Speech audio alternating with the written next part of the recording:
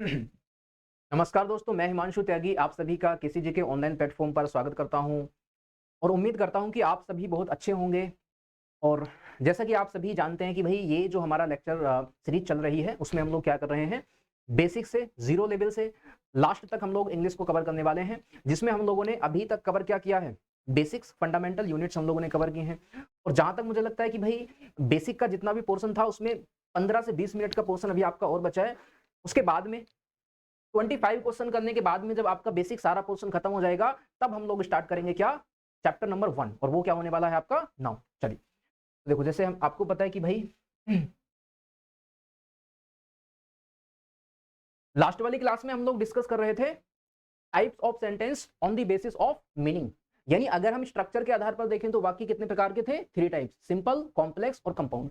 वहीं पर अगर हम देखें कि भाई मीनिंग के आधार पर वाक्य कितने प्रकार के थे, तो आपका आंसर होगा 5 टाइप्स। पहला था आपका असर्टिव, जो हमने कल कवर कर लिया था। उसके बाद में था आपका कौन सा, इंटारोगेटिव, 2 टाइप, एक था आपका यस नो टाइप और दूसरा था क्वेश्चन वर्ड टाइप, वो हमने कल कवर किया था। उसके बाद में अगला है आपका तीसरा कौन सा, इंपेरेटिव, तो आई थिंक वो भी हमने कल वाली क्लास में कवर कर लिया था। तो हेडिंग डालिएगा, अगला है आपका टाइप नंबर 4।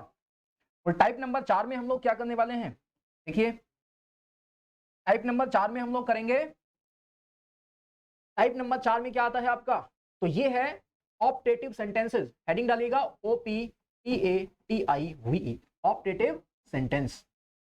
तो समझते हैं कि ऑप्टेटिव सेंटेंस आपके क्या होते हैं। तो ध्यान से देखिएगा भाई, आप अगर जानते हैं कि ऑप्टेटिव सेंटेंस क्या होते हैं, ठीक है, तो उसको एक बार अपने माइंड में रिकॉल कीजिए और उसके बाद में मैच कीजिए कि जो मैंने बताया क्या वही था। तो देखो जरा, ऑप्टेटिव सेंटेंस आपने 12th क्लास में पढ़े होंगे। तो यहां पर जनरली 4 चीजें शो की जाती हैं। तो देखो जरा, in this in this type of, heading डालेगा, हेडिंग तो आपका है in this type of sentence, in this type of sentence, in this type of sentence we show, हम शो करते हैं, क्या शो करते हैं।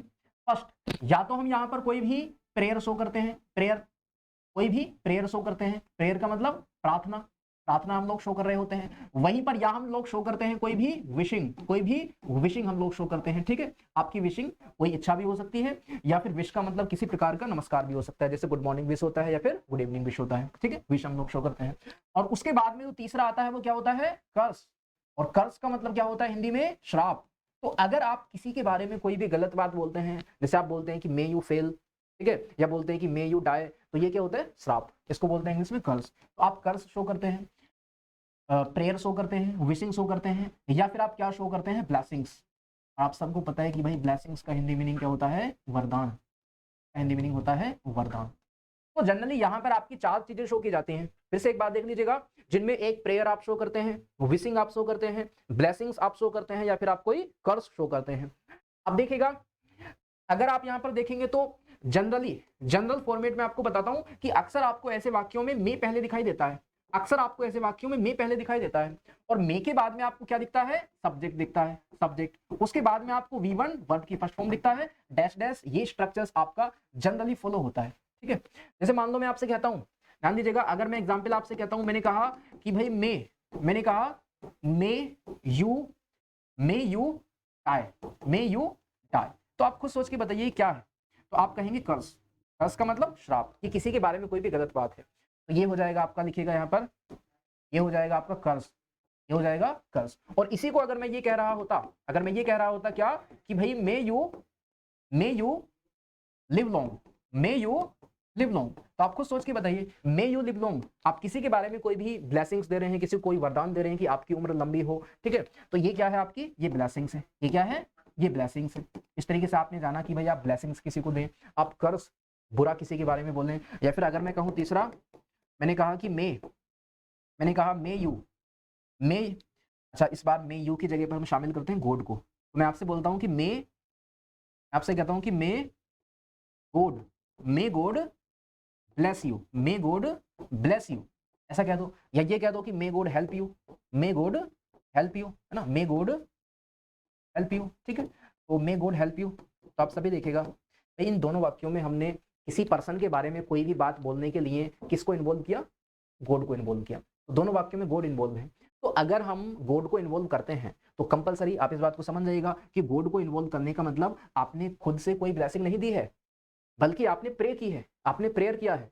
ठीक है, तो यहां पर आप कहेंगे कि मे गॉड ब्लेस यू, ये ब्लेसिंग्स नहीं है, ये आपका वरदान नहीं है, ये क्या है, ये प्रेयर है, प्रार्थना है। आपने गॉड से प्रार्थना की है कि सामने वाले पर्सन की हेल्प हो या फिर उसकी उम्र लंबी हो। आगे देखिएगा, मे गॉड हेल्प यू, ये भी क्या है, ये भी आपकी प्रेयर है।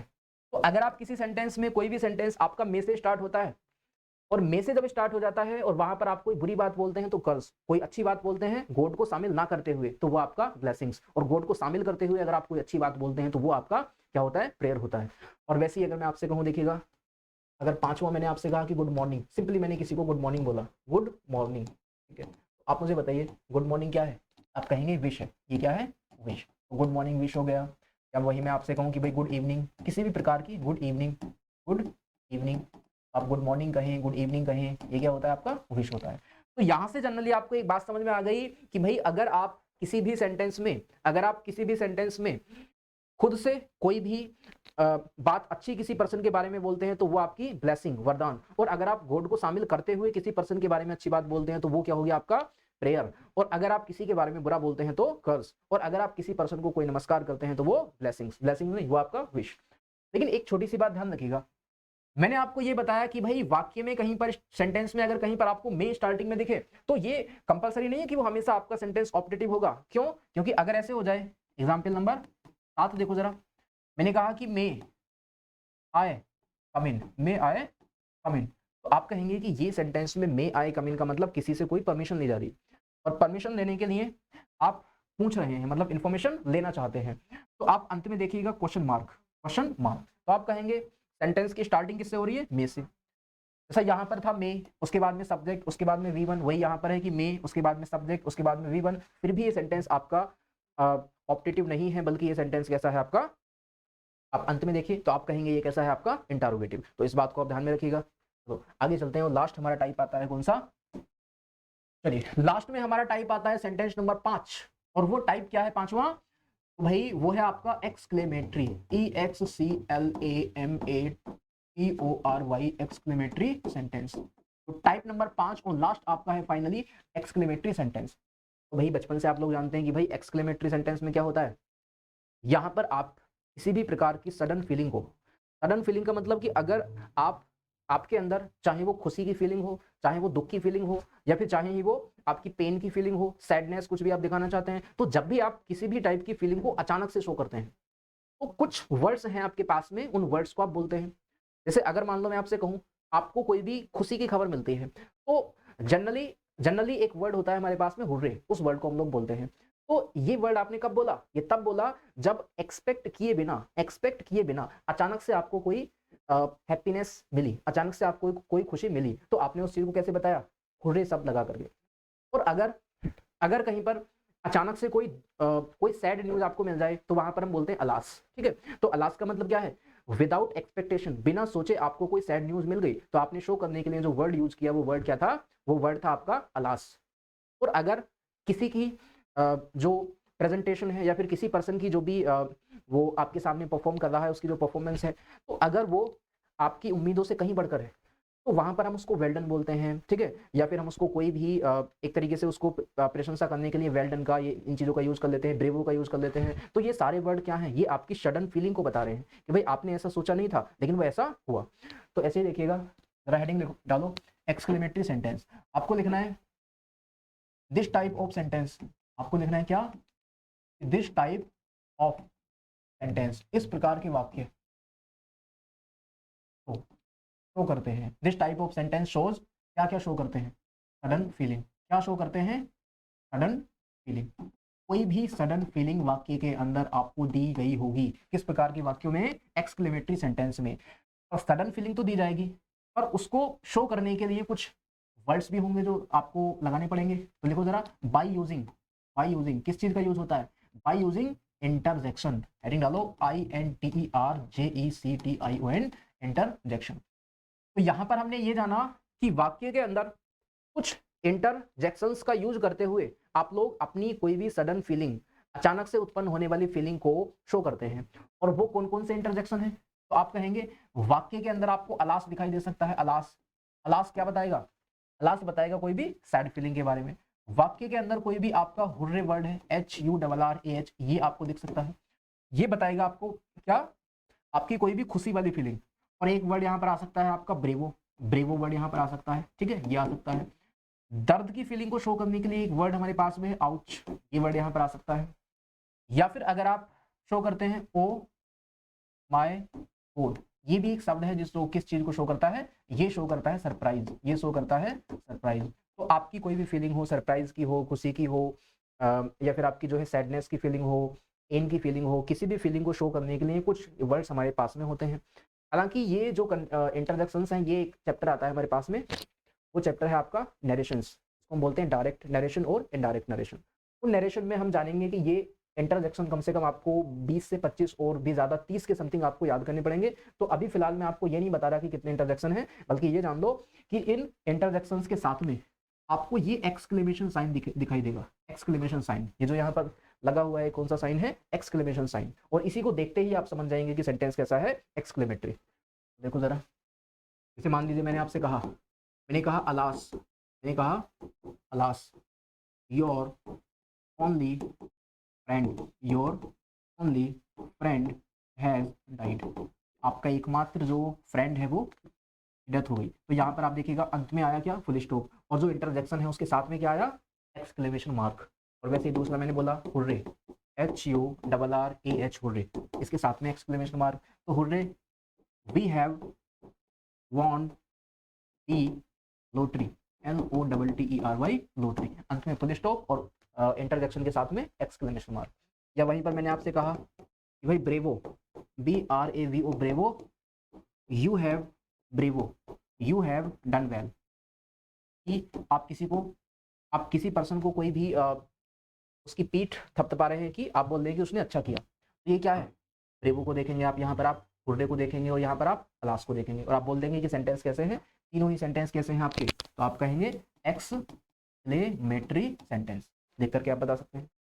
कभी कभी ऐसा होता है कि सेंटेंस में आपको कोई भी इंटरजेक्शन दिखाई नहीं देता, बट इंटरजेक्शन दिखाई दिए बिना ही वहां पर क्या होता है, कुछ वर्ड हमारे पास में, क्वेश्चन वर्ड ऐसे हैं जो सेंटेंस को एक्सक्लेमेटरी बना देते हैं। जैसे जरा देखो, एक वर्ड है हमारे पास में व्हाट, WHAT, व्हाट। तो मैंने बोला व्हाट आर यू डूइंग, मैंने कहा व्हाट आर यू डूइंग, और इसी को मान लो मैंने आपसे कहा कि what a nice pen, what a nice pen. तो आप कहेंगे, जब सेंटेंस की स्टार्टिंग होती है आपकी किससे, WHAT, व्हाट से, और अंत में आपको ये मार्क देखने को मिलता है कौन सा, exclamation mark.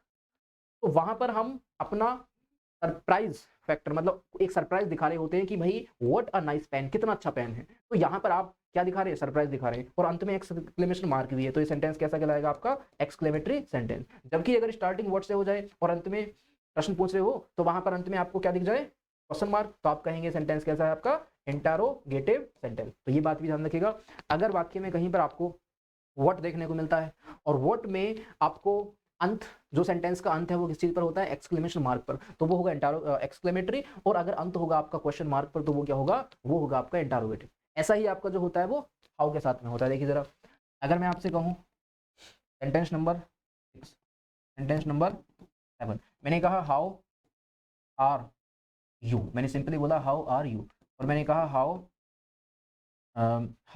Nice, how nice a pen it is, how nice a pen it is, ये कितना अच्छा पेन है, how nice a pen it is, it is, ठीक है। तो आप यहाँ पर देखिएगा सेंटेंस की स्टार्टिंग किस वर्ड से हुई है, हाउ से, आप कहेंगे हाउ से।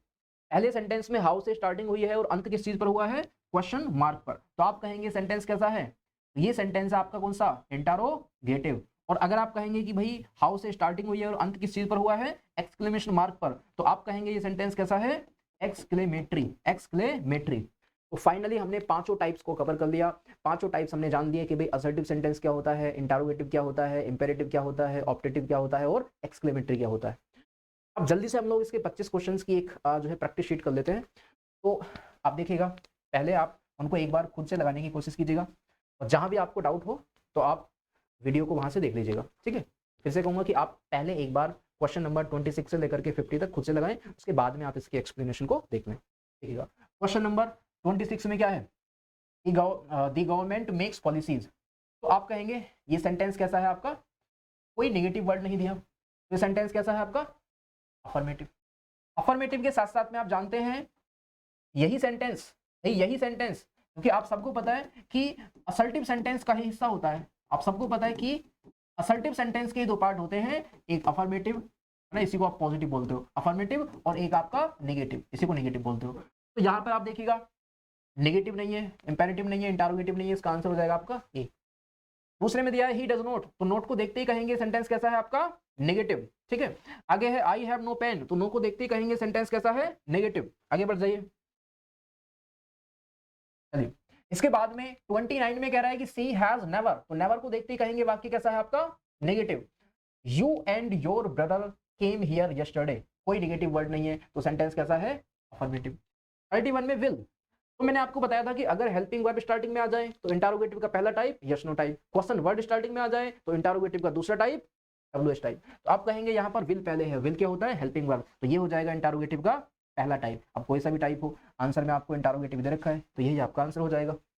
आगे देखिएगा 32 में है हेल्पिंग वर्ब आपको शुरुआत में दिख रही है डू, तो आप कहेंगे इंटरोगेटिव, आंसर नंबर डी, ठीक है। आगे बढ़ जाओ, क्वेश्चन नंबर 33 में है ओपन द डोर, तो मैंने आपको बताया था कि भाई इंपेरेटिव वाक्य की तीन पहचान होती है, कौन कौन सी, या तो वो V1 से शुरू होता है, या फिर वो डू के साथ में नोट से शुरू होता है जिसको शॉर्ट में डोंट बोलते हैं, या फिर वो लेट से शुरू होता है, या फिर वो कहीं ना कहीं उसमें प्लीज ना, प्लीज, काइंडली, सर, मैम सब दिए होते हैं। तो आप बताएंगे कि ओपन ये V1 से शुरू हो रहा है, तो वाक्य कैसा है इंटरोगेटिव, सॉरी इंपेरेटिव। अगला है आपके सामने 34 डू नॉट, तो आप ये कहेंगे कि भाई यहाँ पर डो नॉट से शुरू हो रहा है, इसी को डोंट भी कह सकते थे, तो ये रहा डो नॉट से शुरू होने वाला, और ये क्या हो जाएगा आपका, ये भी आपका इंपेरेटिव ही होगा। 35 में आपको प्लीज दिखाई दिया, देखते कहेंगे वाक्य कैसा है इंपेरेटिव। 36 में इंटरजेक्शन आपको दिखाई दिया हुर्रे, तो इसको देखते कहेंगे सेंटेंस कैसा है एक्सक्लेमेटरी। आगे बढ़ जाओ, 37 में आपको दिखा इंटरजेक्शन अलास, तो आप कहेंगे एक्सक्लेमेटरी। 37 में ब्रेवो आपको दिखा एक्सक्लेमेटरी। 39 में गुड मॉर्निंग विश किया आपने, तो कैसा है ऑप्टेटिव, क्योंकि ऑप्टेटिव सेंटेंस में क्या क्या चीजें शो होती हैं, विशिंग, ब्लेसिंग्स, प्रेयर, या फिर कोई आपका कर्स। आगे देखो 39 हो गया। 30 के बाद में 40 है गुड बाय डियर, तो आप देखेंगे कि भाई यहाँ पर गुड बाय बोले या फिर आप गुड इवनिंग बोले, गुड मॉर्निंग बोले, ये भी आपकी विश ही है, तो ये भी सेंटेंस आपका ऑप्टेटिव ही है। आगे देखिएगा नेक्स्ट में है 41 में मे यू बिकम एन, अच्छा यहाँ पर एन था है ना, बोल लो a an an, may you become an income tax officer, तो आप कहेंगे कि ये आपकी ब्लेसिंग है। अगर इसी को आप ये कहते कि may God help you in becoming an income tax officer, तो वहां पर गॉड को शामिल करते, तब वो होता आपका क्या प्रेयर बता रहा होता है, तब भी आपका क्या होता ऑपरेटिव भी होता। और अभी क्या बता रहा है, अभी ये आपका, अभी जो बता रहा है ये आपका ब्लेसिंग्स बता रहा है कि आप किसी को वरदान दे रहे हैं, तो ये भी क्या होगा ऑपरेटिव होगा। ही हैज फ्यू, मैंने आपको बताया था कि अगर वाक्य में फ्यू आ जाए, लिटिल आ जाए, फ्यू आ जाए, लिटिल आ जाए, दोनों ही वर्ड नेगेटिव है। और अगर कहीं पर आ फ्यू आ जाए या फिर आ लिटिल आ जाए, है ना, आ लिटिल आ जाए, तो अगर ये वर्ड आ रहे हैं तो फिर वो पॉजिटिव है। तो आप कहेंगे कि यहाँ पर फ्यू को देखते हुए आप कहेंगे नेगेटिव है, तो आंसर क्या हो जाएगा बताइए, आंसर हो जाएगा आपका नेगेटिव। 43 में फ्यू से पहले आपको नजर आया आ, तो ये कैसा हो जाएगा पॉजिटिव, तो आंसर क्या होगा ए अफर्मेटिव। और 44 में आप देखेंगे नोबडी की स्टार्टिंग हो रही है एन ओ नो से, तो आप कहेंगे सेंटेंस कैसा है नेगेटिव, सी आंसर हो जाएगा। आगे देखिएगा इसके बाद में अगला है 45 सी हार्डली, तो मैंने आपको 5 वर्ड बताए थे, हार्डली, स्कार्सली, रियरली, बेयरली, सेल्डम, है ना। हाँ, तो यही 5 वर्ड क्या थे, यही 5 वर्ड नेगेटिव मीनिंग रखते थे अपने आप में। यानी अगर आपको हार्डली, स्कार्सली, रियरली, बेयरली, सेल्डम, इनके साथ में एक तो कहीं पर आपको नोट नहीं लगाना था, क्यों, क्योंकि खुद ही नेगेटिव है, और नोट नहीं लगाना था, लेकिन मीनिंग तो ये नेगेटिव लिए हुए हैं, इसीलिए अगर ये वर्ड आपको सेंटेंस में दिख जाए हार्डली, स्कार्सली, रियरली, बेयरली, तो आप कहेंगे कि सेंटेंस नेगेटिव होने वाला है। इसका आंसर क्या होगा बताइए। 45 में आपको हार्डली दिखा, तो आप कहेंगे सेंटेंस सी आंसर होगा आपका नेगेटिव, नेगेटिव। और 46 में है लेट, आपको शुरुआत में दिखा तो इंपेरेटिव। 47 में वाई, क्वेश्चन वर्ड आपको स्टार्टिंग में दिखा, अंत में क्वेश्चन मार्क दिखा, तो आप कहेंगे इंटरोगेटिव। लेकिन देखिए यहाँ पर आपका डोंट का मतलब क्या होता है, डोंट का मतलब डो नॉट, तो इंटरोगेटिव के साथ नेगेटिव भी है, तो आंसर हो जाएगा आपका डी इंटरोगेटिव नेगेटिव। 48 में है व्हाट अ प्रीशियस गिफ्ट, तो अंत में एक्सक्लेमेटरी, अंत में एक्सक्लेमेशन मार्क है, एक्सक्लेमेशन मार्क है, और शुरुआत व्हाट से हो रही है, तो ये हो जाएगा आपका कौन सा एक्सक्लेमेटरी, डी आंसर। और 49 में हाउ से शुरुआत हो रही है, लेकिन अंत किस चीज पर हो रहा है, एक्सक्लेमेशन मार्क पर, तो ये भी हो जाएगा एक्सक्लेमेटरी। और 50 में may you gifted with all that you want, तो आप कहेंगे ये भी क्या है, ये भी एक विशिंग है या प्रेयर है, आप प्रे कह सकते हैं। तो विशिंग हो या प्रेयर हो, दोनों ही सेंटेंस कैसे होते हैं आपके, ऑप्टेटिव। तो इसका आंसर हो जाएगा आपका बी। ये आपके मुझे लगता है 50 क्वेश्चंस, मतलब 25 क्वेश्चंस आपके टाइप नंबर 1 से और 25 क्वेश्चंस आपके टाइप नंबर 2 से कवर हो गए। अब जितना मुझे लगता है कि आपका किसी भी चैप्टर को पढ़ने से पहले जो बेसिक आपका पोर्शन होता है, ठीक है, वो इन 4 क्लास में, ठीक है, ये तो हमने केवल 10 मिनट देखा, तो बाकी इससे पहले की जो 4 क्लास थी उसमें वो सारा पोर्शन कवर हो चुका है।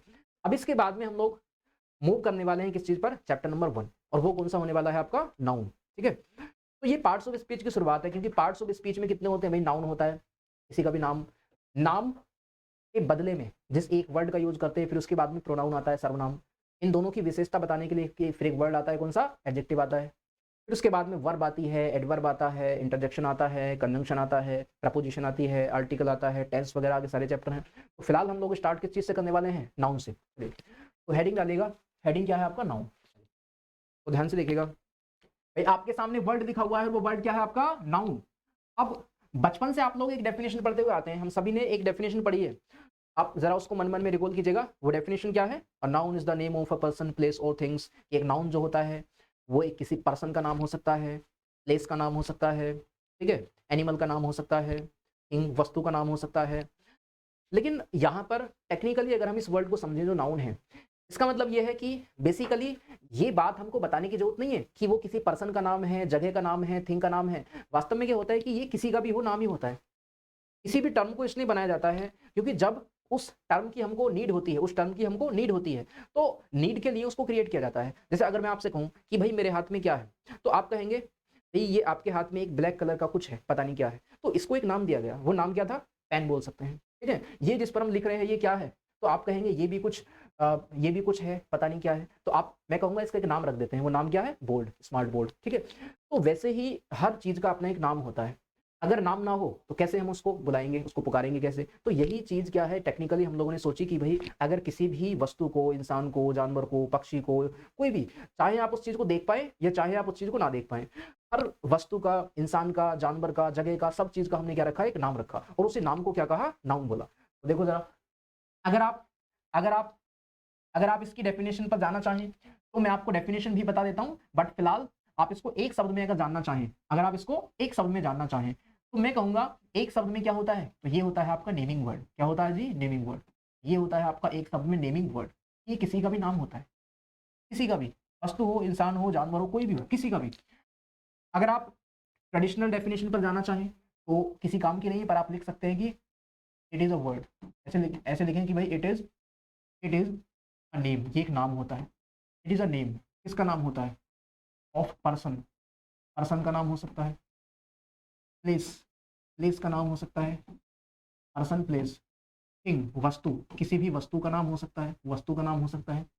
एनिमल, किसी भी एनिमल मतलब किसी भी जानवर का नाम हो सकता है, या फिर किसी भी बर्ड, पक्षी का नाम हो सकता है, पक्षी का नाम हो सकता है।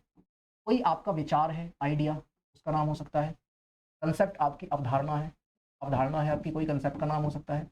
और एक नई टर्म आपको जानने को मिलेगी, वो नई टर्म है आपका जेरंड, GERUND, जेरंड। इस टर्म को अगर आपको नहीं पता तो अभी स्किप कर दीजिए, क्योंकि ये जो टर्म है आपकी जेरंड, इसको हम लोग, एक टॉपिक आता है आगे चल करके, उसका नाम है एडवांस 1। उसमें हम लोग समझने वाले हैं कि भाई जेरंड क्या होता है और इन्फिनेटिव क्या होता है, पार्टिसिपल क्या होता है। बट फिलहाल के लिए आप ये समझ लो कि जेरंड भी नाउन का हिस्सा होता है। कैसे होता है वो चीज टेक्निकली हम वर्ब में पढ़ने वाले हैं। देखो जरा, मैंने आपसे कहा कि भाई नाउन जो होता है वो किसी का नाउन होता है। अब वो नाउन विजिबल भी हो सकता है। विजिबल का मतलब हम उसको अपनी आंखों से देख पा रहे हैं, या फिर वही नाउन आपका नॉन विजिबल भी हो सकता है, मतलब हम उसको अपनी आंखों से नहीं देख पा रहे। अगर वो विजिबल है तो उसके अंदर क्या आ सकता है, पर्सन आ सकता है।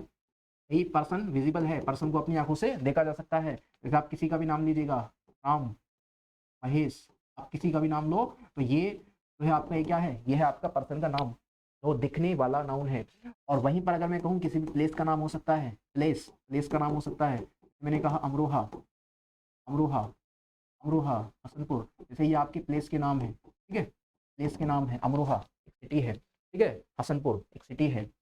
और उसके बाद में मैंने कहा बर्ड, पक्षी, ये किसी भी पक्षी का नाम हो सकता है। जैसे मैंने कहा क्रो, ठीक है, क्रो एक पक्षी का नाम है। या मैंने आपसे कहा पैरट, तो पैरट क्या है, ये भी एक पक्षी का नाम है। इस तरीके से पक्षी का नाम हो सकता है। या वहीं पर मैंने कहा एनिमल, किसी भी एनिमल का नाम हो सकता है, एनिमल। जैसे मैंने कहा भाई लॉयन, शेर, ये पक्षी, ये क्या है, आप जानवर का नाम है। या फिर मैंने कहा काऊ, काऊ क्या है, ये भी एक जानवर का नाम है। तो इस तरीके से ये जानवर का नाम हो सकता है, पक्षी का नाम हो सकता है, ठीक है। तो ये दिखने वाली चीजें हैं, पर्सन, प्लेस, थिंग, ठीक है। थिंग यहाँ पर रह गया, थिंग को भी लिख लो। तो थिंग, जैसे मैंने कहा थिंग, थिंग का मतलब जो भी वस्तु आपकी नॉन लिविंग है, मतलब जिसको भी आप अपनी आंखों से तो देख पा रहे हो लेकिन उसमें जान नहीं है, तो निर्जीव वस्तु को थिंग बोलते हैं। तो यहाँ पर जैसे हो गया आपके सामने मार्कर, मार्कर, या हो गया कार, तो ये चीजें जिसको हम देख पा रहे हैं लेकिन उनमें जान नहीं है, वो क्या होती है, वस्तुएं होती हैं। वहीं पर अगर मैं आपसे कहूँ कि भाई एनिमल हो गया, बर्ड हो गया, अब आपके सामने आता है आइडिया और कंसेप्ट, तो ये नॉन विजिबल है। आइडिया हो गया, है ना, आइडिया हो गया, या फिर आप समझिएगा कंसेप्ट हो गया। तो आप कहेंगे आइडिया और कंसेप्ट, ये क्या है। आइडिया का मतलब विचार होता है, आपकी कोई करिए, आपका कोई विचार। कंसेप्ट का मतलब क्या होता है, अवधारणा होता है, अवधारणा आ जाता है, ठीक है। तो ये आइडिया हो या फिर विचार हो, इन दोनों के ही ऐसे मिक्स एग्जाम्पल हो जाएंगे जिनको आप देख नहीं सकते, जिनको आप टच नहीं कर सकते, ठीक है। जैसे मैंने कहा भाई हैप्पीनेस, तो आप मुझे बताइएगा कि हैप्पीनेस को क्या हम देख सकते हैं, हैप्पीनेस को क्या हम टच कर सकते हैं। हैप्पीनेस अगर किसी के पर्सन के फेस पर है तो उस फेस को हम लोग देख पा रहे हैं, लेकिन हैप्पीनेस को नहीं देख पा रहे, ठीक है। तो हैप्पीनेस जो है वो कोई इसकी लेंथ नहीं होती, कोई इसकी ब्रेथ नहीं होती, कोई इसकी हाइट नहीं होती, तो ये क्या है, ये ना दिखने वाली चीजें हैं। अगर हैप्पीनेस किसी के फेस पर है तो हमें क्या दिख रहा है, फेस, ना कि हैप्पीनेस। और वहीं पर मैं कहूँ सैडनेस यहाँ पर आ सकता है, सैडनेस, ठीक है, सैडनेस आ सकता है। लाइफ आ सकता है, लाइफ को हम देख नहीं सकते। डेथ आ सकता है, यहाँ पर आपका डेथ आ सकता है, ठीक है। या फिर यहाँ पर और क्या आ सकता है, कन्वर्सेशन, बातचीत, कन्वर्सेशन, कन्वर्सेशन करते हुए व्यक्ति नजर आ जाएंगे, लेकिन कन्वर्सेशन क्या है, कन्वर्सेशन नहीं दिखेगा, कोई लंबाई चौड़ाई नहीं है। आपको यहाँ पर फ्रीडम नजर आ सकता है, फ्रीडम, स्वतंत्रता क्या होती है, कितनी लंबाई होती है, स्वतंत्रता देखने में कितनी साइज की होती है, कितनी बड़ी होती है, या स्वतंत्रता का साइज कितना होता है कि आप टच कर सकते हैं, नहीं। तो वैसे ही मैंने कहा यहाँ पर आ सकता है आपका जोए, है ना, खुश, जोए, जो आपका जोए है, खुशी है, ठीक है। तो ये सारी चीजें क्या हैं, ये हैं आपकी ना दिखने वाली चीजें। और अगर मैं आपसे कहूँ कि ये दिखने वाली चीजें हैं आपकी person, place, thing, idea, concept वगैरह, तो आइडिया कंसेप्ट नहीं, तो ये चीजें हैं आपकी ना दिखने वाली चीजें। तो इसको हम विजिबल में रखते हैं और इसको हम नॉन विजिबल में रखते हैं। अब ये होने के बाद में आ जाते हैं टाइप्स ऑफ नाउन पर। किस चीज पर आते हैं, टाइप्स ऑफ नाउन पर। टाइप्स ऑफ नाउन का मतलब ये है भाई, अगर आपसे कोई ये कहे, अगर आपसे कोई ये कहे कि नाउन, नाउन जो है वो किसी का नाम है, तो मेरा क्वेश्चन है कि भाई ये किसका नाम है, क्या ये किसी इंडिविजुअल एक का नाम है, तो आप कहेंगे किसी का भी है पर नाम ही है, तो इंडिविजुअल का नाम भी हो सकता है। वहीं पर मैंने कहा क्या ये किसी ग्रुप का नाम है, आप कहेंगे हो सकता है। मैं कहूंगा क्या ये किसी भी जाति, किसी भी कैटेगरी का नाम है, तो आप कहेंगे हो सकता है। मैं कहूँ क्या ये किसी भी भाव का नाम है, तो आप कहेंगे हो सकता है। मैं कहूँ क्या ये किसी पदार्थ का नाम है, आप कहेंगे हो सकता है। तो इसका मतलब अगर ये हर चीज में फिट हो पा रहा है, ये सभी का नाम हो सकता है, तो इसीलिए इसकी कैटेगरीज को डिवाइड किया गया, इसको टाइप्स में बांटा गया। तो देखते हैं कौन कौन सी टाइप्स है, आगे चलते हैं। तो अगला है आपका नाउन के 5 टाइप होते हैं भाई, आप सब जानते हैं प्रोपर नाउन, इसको कहा जाता है व्यक्ति वाचक संज्ञा। पहला क्या होता है आपका, व्यक्ति वाचक संज्ञा। फर्स्ट क्या है आपके सामने, व्यक्ति वाचक संज्ञा। और दूसरा आपके सामने है कॉमन नाउन। कॉमन नाउन का मतलब क्या होता है, हिंदी में अगर आप पढ़ोगे तो जाति वाचक संज्ञा, जाति वाचक संज्ञा। दूसरा आपके सामने आया जाति वाचक संज्ञा। और थर्ड आपके सामने है कलेक्टिव नाउन, जिसका मतलब होता है समूह वाचक संज्ञा। एक एक को जानेंगे क्या है, समूह वाचक संज्ञा। अगला आपके सामने क्या है भाई, समूह वाचक संज्ञा। और उसके बाद में अगला है मटेरियल नाउन, जिसको हिंदी में बोलते हैं पदार्थ वाचक संज्ञा, पदार्थ वाचक संज्ञा, पदार्थ वाचक संज्ञा। और लास्ट फाइनली आपके सामने क्या है, एब्स्ट्रैक्ट नाउन, जिसको हिंदी में बोलते हैं क्या, भाव वाचक संज्ञा, भाव वाचक संज्ञा। तो यहाँ पर हमने फाइनली ये बात जान ली कि भाई अगर आप नाउन को उसके टाइप्स में डिवाइड करते हैं तो कितने टोटल आपके टाइप्स बनते हैं, 5 टाइप बनते हैं। 5 में से एक proper noun, common noun, collective noun, material noun और एब्स्ट्रैक्ट नाउन। अगर हम यहाँ पर पहले दो को समझने लगे कि भाई प्रोपर नाउन क्या है और कॉमन नाउन क्या है, तो आपका आंसर होगा, देखो मैं आपको बताता हूँ, ध्यान से सुनिएगा। देखो अगर बात की जाए प्रोपर नाउन की, अगर बात की जाए प्रोपर नाउन की, तो प्रोपर नाउन जो होता है ना, ऐसे समझिएगा, जो ये आपका प्रोपर नाउन होता है ना, प्रोपर नाउन, तो प्रोपर नाउन को समझिएगा। प्रोपर नाउन का मतलब ये होता है, चलो पहले समझ लो। जैसे मान लो अगर मैं आपसे ये कहता हूँ मैंने कहा दिस इज पेन, जो मेरे हाथ में है ये क्या है, पेन। तो मैं आपसे पूछता हूँ कि क्या मैं इस पेन को पेन कह सकता हूँ या फिर संसार के सारे पेन को पेन कह सकता हूँ? तो आपका आंसर होगा भाई संसार के सारे पेन को पेन कहा जा सकता है, केवल यही पेन पेन नहीं है, संसार के सारे पेन पेन है। तो इसका मतलब ये किसी एक का नाम नहीं है, पेन सभी का नाम है। तो पेन जो है वो पर्टिकुलर नहीं रहा, ये आपका एक का नाम नहीं रहा, सभी का हो गया, तो इसको कहा जाएगा कॉमन नाउन। और अगर मैं आपसे कहता अमरोहा, तो मैं आपसे पूछता हूँ क्या संसार के सारे सिटीज को अमरोहा कहा जा सकता है? तो आप कहेंगे नहीं, अमरोहा केवल एक शहर का नाम है। तो जो एक का नाम होता है वो होता है आपका प्रॉपर, और अगर वो एक से ज्यादा का नाम होता है तो वो होता है आपका कॉमन। अगर मैं आपसे कहूँ सिटी, तो क्या मैं संसार के सारे सिटीज को सिटी कह सकता हूँ? कह सकता हूँ, कॉमन। और अगर मैं कहता दिल्ली, तो क्या मैं संसार के सारे शहरों को दिल्ली कह सकता हूँ? नहीं, प्रॉपर हो गया। अगर मैं कहता सब्जेक्ट, तो क्या मैं संसार के सारे सब्जेक्ट को सब्जेक्ट कह सकता हूँ? कह सकता हूँ, कॉमन। और अगर मैंने कहा होता आपसे इंग्लिश, तो इंग्लिश कैसा है?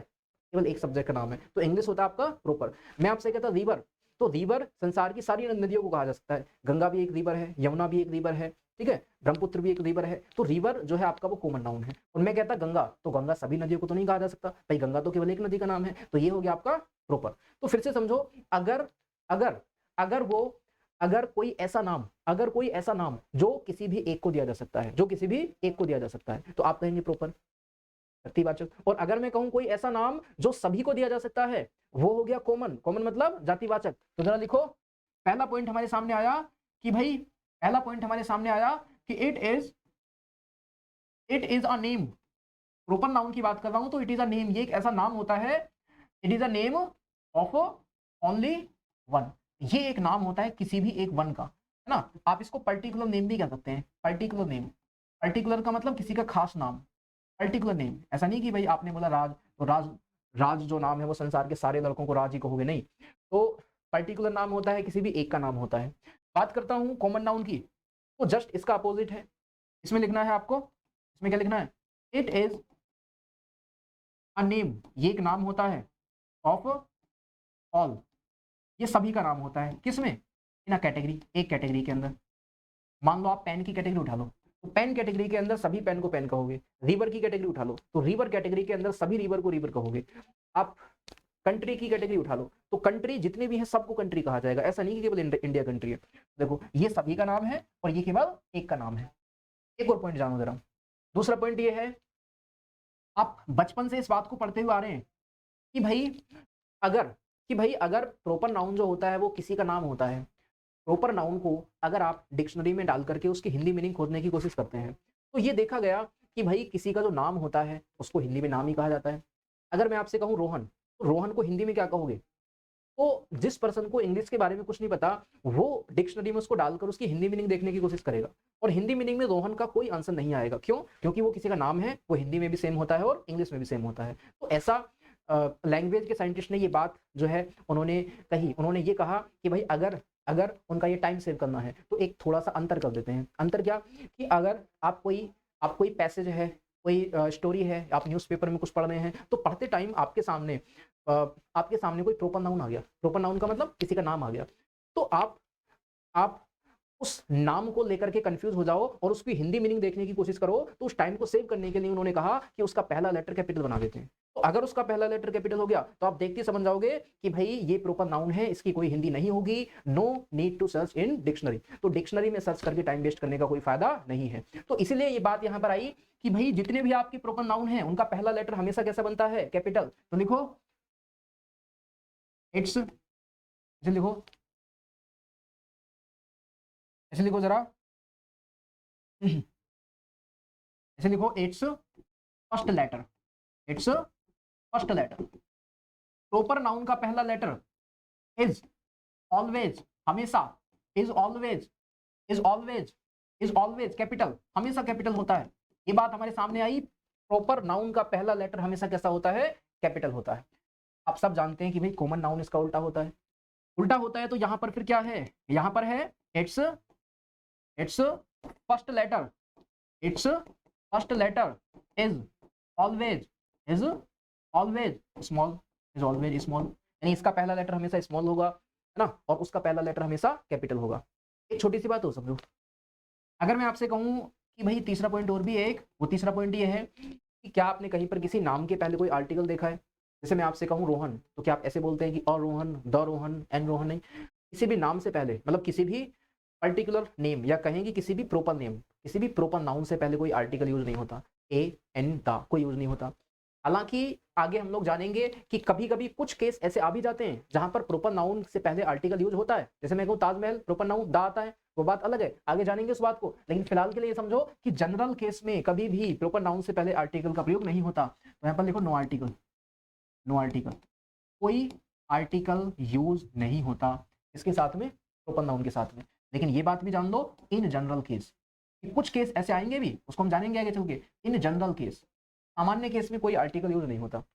और अगर मैं आपसे कहूं ये तो उल्टा होता है, इसमें तो आर्टिकल होगा यूज, तो यहाँ पर लिखो आर्टिकल, आर्टिकल या फिर डिटर्मिनर, डिटर्मिनर, डिटर्मिनर मतलब एट आ जाए, दिस आ जाए, मैनी आ जाए, माई आ जाए, योर आ जाए, तो ऐसे डिटर्मिनर या फिर आर्टिकल यूज्ड, आर्टिकल या फिर determiner used with it, used with it, लेकिन सिंगुलर केस में, एक वचन में, बहुवचन में नहीं, सिंगुलर केस में, सिंगुलर केस में, सिंगुलर केस में। अगर वो कॉमन नाउन आपका एक वचन होगा, सिंगुलर होगा, तो कंपलसरी उसके पहले आपको एक जो है आर्टिकल का प्रयोग करना पड़ता है।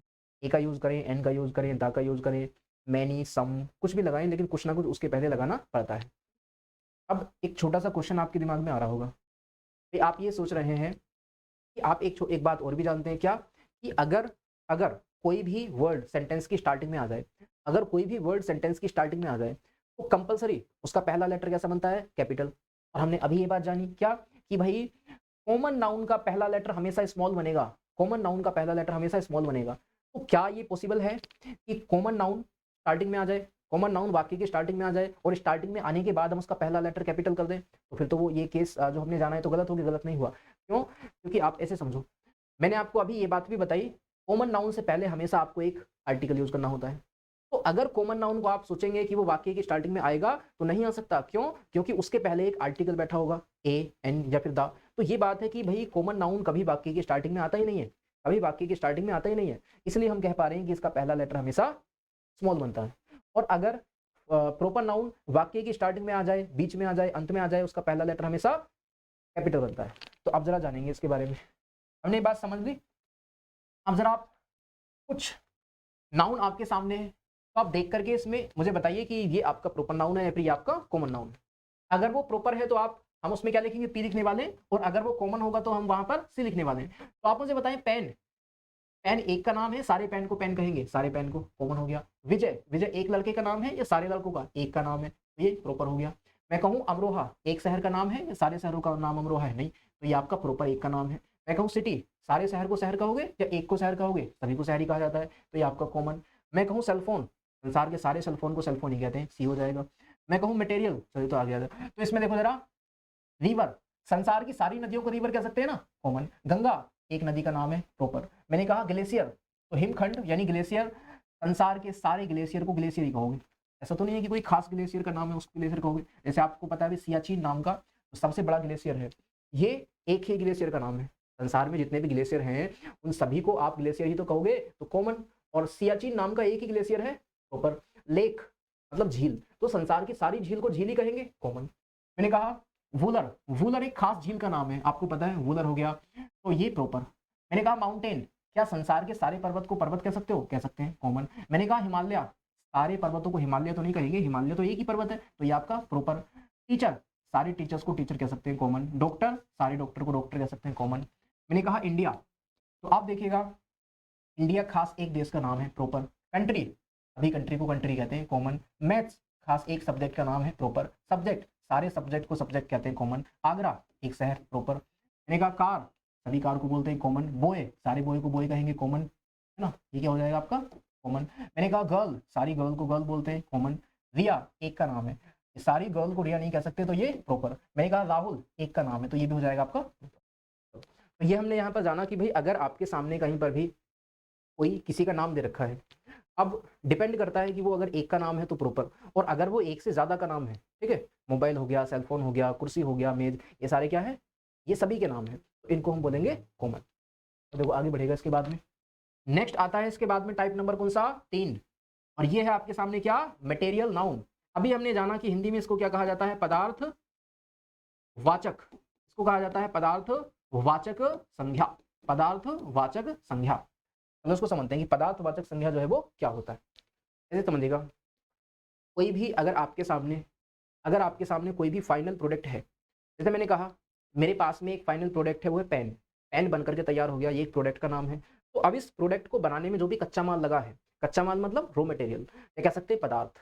तो इसको बनाने के लिए जितने भी पदार्थ यूज हुए हैं, हो सकता है प्लास्टिक हो सकता है थोड़ा बहुत लोहा भी लगा हो सकता है इंक इसमें यूज हुई हो। तो जो जिस भी पदार्थ का इसमें यूज हुआ है, वो सारा पदार्थ क्या है आपका रॉ मटेरियल। रॉ मटेरियल ही क्या होता है आपका मटेरियल हो। जैसे मैं आपसे पूछता हूँ कि भाई सामने दीवार है, तो दीवार को बनाने के लिए क्या क्या लगा है, तो आप कहेंगे ईंटें, पत्थर, सीमेंट, पानी। तो जो भी मटेरियल लगा है वो सारा मटेरियल क्या है आपका मटेरियल नाउन। तो इसका मतलब ये समझ लो, कोई भी फाइनल प्रोडक्ट आपके सामने आ जाए, मैं आपसे कहूं हमारे सामने बोर्ड है, तो बोर्ड को बनाने के लिए क्या क्या यूज हुआ होगा, तो आप कहेंगे कुछ भी यूज हुआ हो, प्लास्टिक, लोहा, है ना, और जो भी इसके अंदर लगा हो, हर कोई जो भी इसके अंदर लगा हो वो क्या है आपका एक पदार्थ है। और वो पदार्थ क्या है आपका रॉ मटेरियल, कच्चा माल। और उसी कच्चे माल को क्या कहोगे आप मटेरियल नाउन। तो ऐसे समझो जरा, अगर आप एक शब्द में कहना चाहें, अगर आप एक शब्द में कहना चाहें, तो आप कहेंगे कि ये जो मटेरियल नाउन है, ये वाला जो मटेरियल नाउन है, ये है आपका नेम, नाम, किसका नाम, ऑफ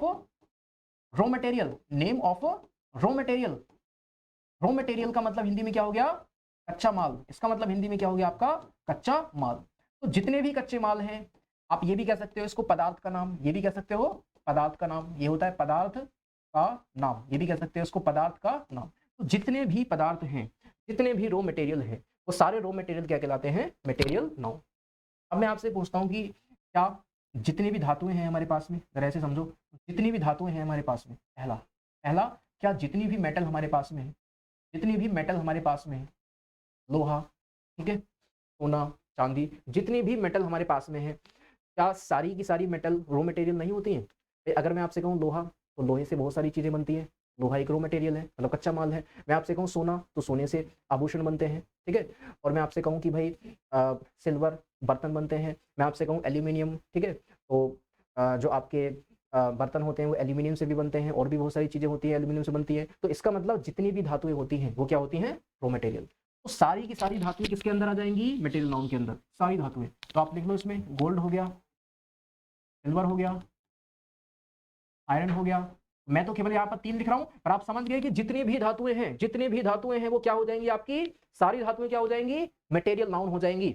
अब मैं आपसे पूछता हूं, मेटल के बाद में, भाई मेटल के बाद में एक और आता है, वो होता है आपका नॉन मेटल। मेटल के बाद में एक आता है कौन, नॉन मेटल। मेटल के बाद में एक आता है कौन, नॉन मेटल। मैं आपसे पूछता हूं, मेटल के अलावा जितने भी नॉन मेटल्स हैं, जैसे मैंने कहा आपसे ग्रेफाइट, तुम मुझे बताओ क्या ग्रेफाइट कोई धातु है, ग्रेफाइट धातु नहीं है। मैंने आपसे कहा कोयला, कोयला कोई धातु नहीं है, पर कोयला से हम बहुत सारी चीजें बनाते हैं, कोयला एक कच्चा माल होता है। मैं आपसे कहूँ ग्रेफाइट, ग्रेफाइट से बहुत सारी चीजें बनती हैं। मैंने आपसे कहा अब देखो रबर, तो रबर कोई धातु तो नहीं है ना, लेकिन फिर भी हम रबर से बॉल बनाते हैं, गेंद बनाते हैं, और रबर से हम लोग और भी बहुत सारी चीजें बनती हैं। तो कहने का मतलब रबर, ग्रेफाइट, या और आपके सामने आ गया लेदर, ये सारी चीजें धातु तो नहीं है, पर होती तो ये भी मटेरियल नाउन ही है ना, ये भी तो कच्चा माल ही होता है ना। तो इसलिए ये कहा जाता है कि जितनी भी नॉन मेटल्स होती हैं, सारी नॉन मेटल्स भी किसके अंदर आती हैं मटेरियल नाउन के अंदर।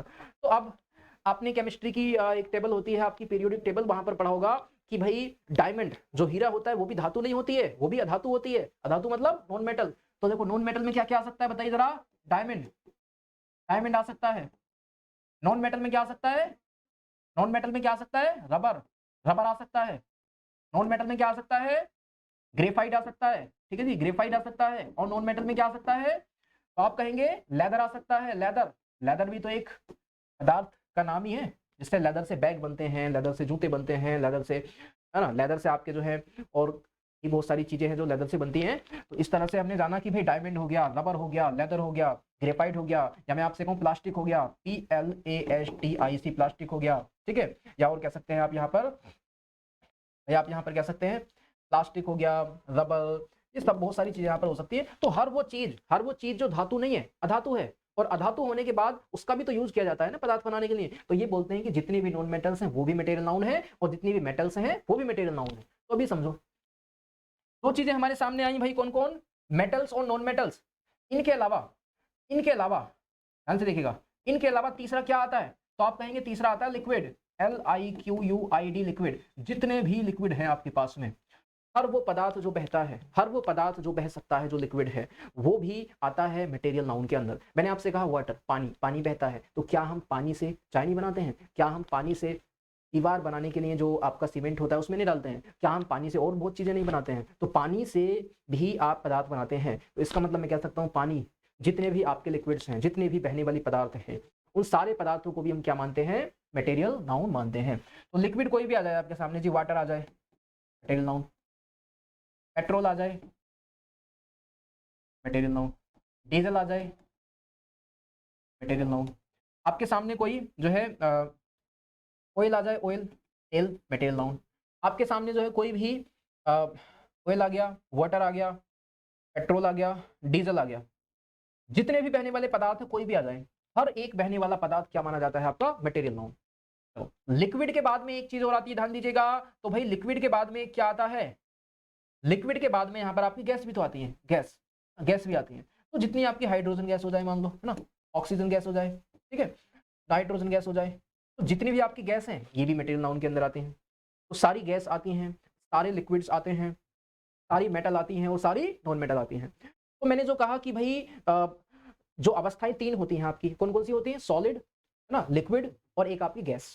तो इसको हमने गैस को अलग जान लिया, लिक्विड को अलग जान लिया, और मेटल और जो नॉन मेटल हैं, आप चाहे इनको अलग कहें या फिर यही क्या है? यही सॉलिड है, ठीक है। तो आप ये कह दो सारे सॉलिड, सॉलिड के अंदर चाहे मेटल आए चाहे नॉन मेटल आए, मटेरियल नाउन। और चाहे कोई लिक्विड आए, बहने वाला पदार्थ, मटेरियल नाउन। चाहे कोई गैस आए, ठीक है, H2O2 N2, ये भी क्या है? आपके मटेरियल नाउन। अब आप कहेंगे भाई मटेरियल नाउन कैसे हैं? भाई H2O2, इनको कैसे हम लोग मटेरियल नाउन माने? तो मैं बता देता हूँ, जितने भी आपके हैं, H2 को ले लो, O2 को ले लो, इनका प्रयोग करके बाकी पदार्थ बनाते हैं। जैसे मैं आपसे कहूँ, मान लो मैंने आपसे कहा H2 प्लस O2, H2O2 को हमने आपस में मिलाया, केमिस्ट्री में आपने पढ़ा होगा, तो ये पानी बन जाता है, H2O बन जाता है।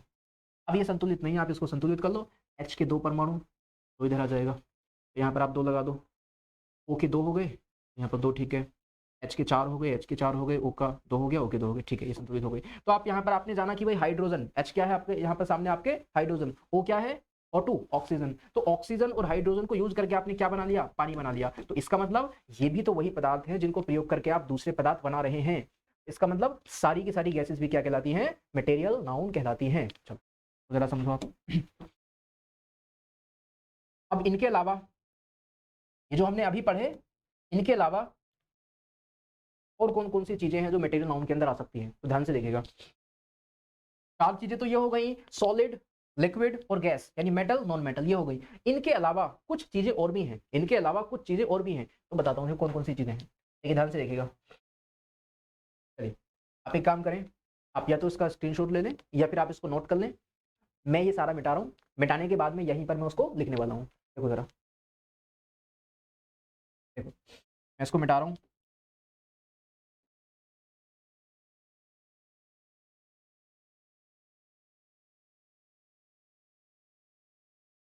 देखो जरा,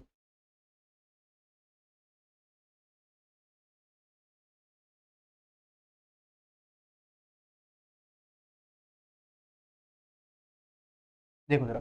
अब इसके बाद में जैसे मैंने आपको 4 बातें बताई, कौन कौन सी? सॉलिड, सॉलिड के अंदर मेटल और नॉन मेटल, लिक्विड, लिक्विड के अंदर पानी वगैरह बहने वाला हर पदार्थ, और उसके बाद गैस, सारी गैस आ गई। अब इसके अलावा 2 चीजें और भी हैं। अगर मैंने कहा कि ये पदार्थ का नाम है, ये क्या है भाई? पदार्थ का नाम है, पदार्थ का नाम। तो उस पदार्थ के नाम में 2 चीजें अभी और भी हैं जो मटेरियल नाउन के अंदर आती हैं। कौन कौन सी हैं? देखो, एक है हर वो वस्तु जिसको आप मार्केट से तोल करके लाते हो, वेट, जिसको आप मार्केट से तोल करके लाते हो, जिसका भी आप वेट करते हो।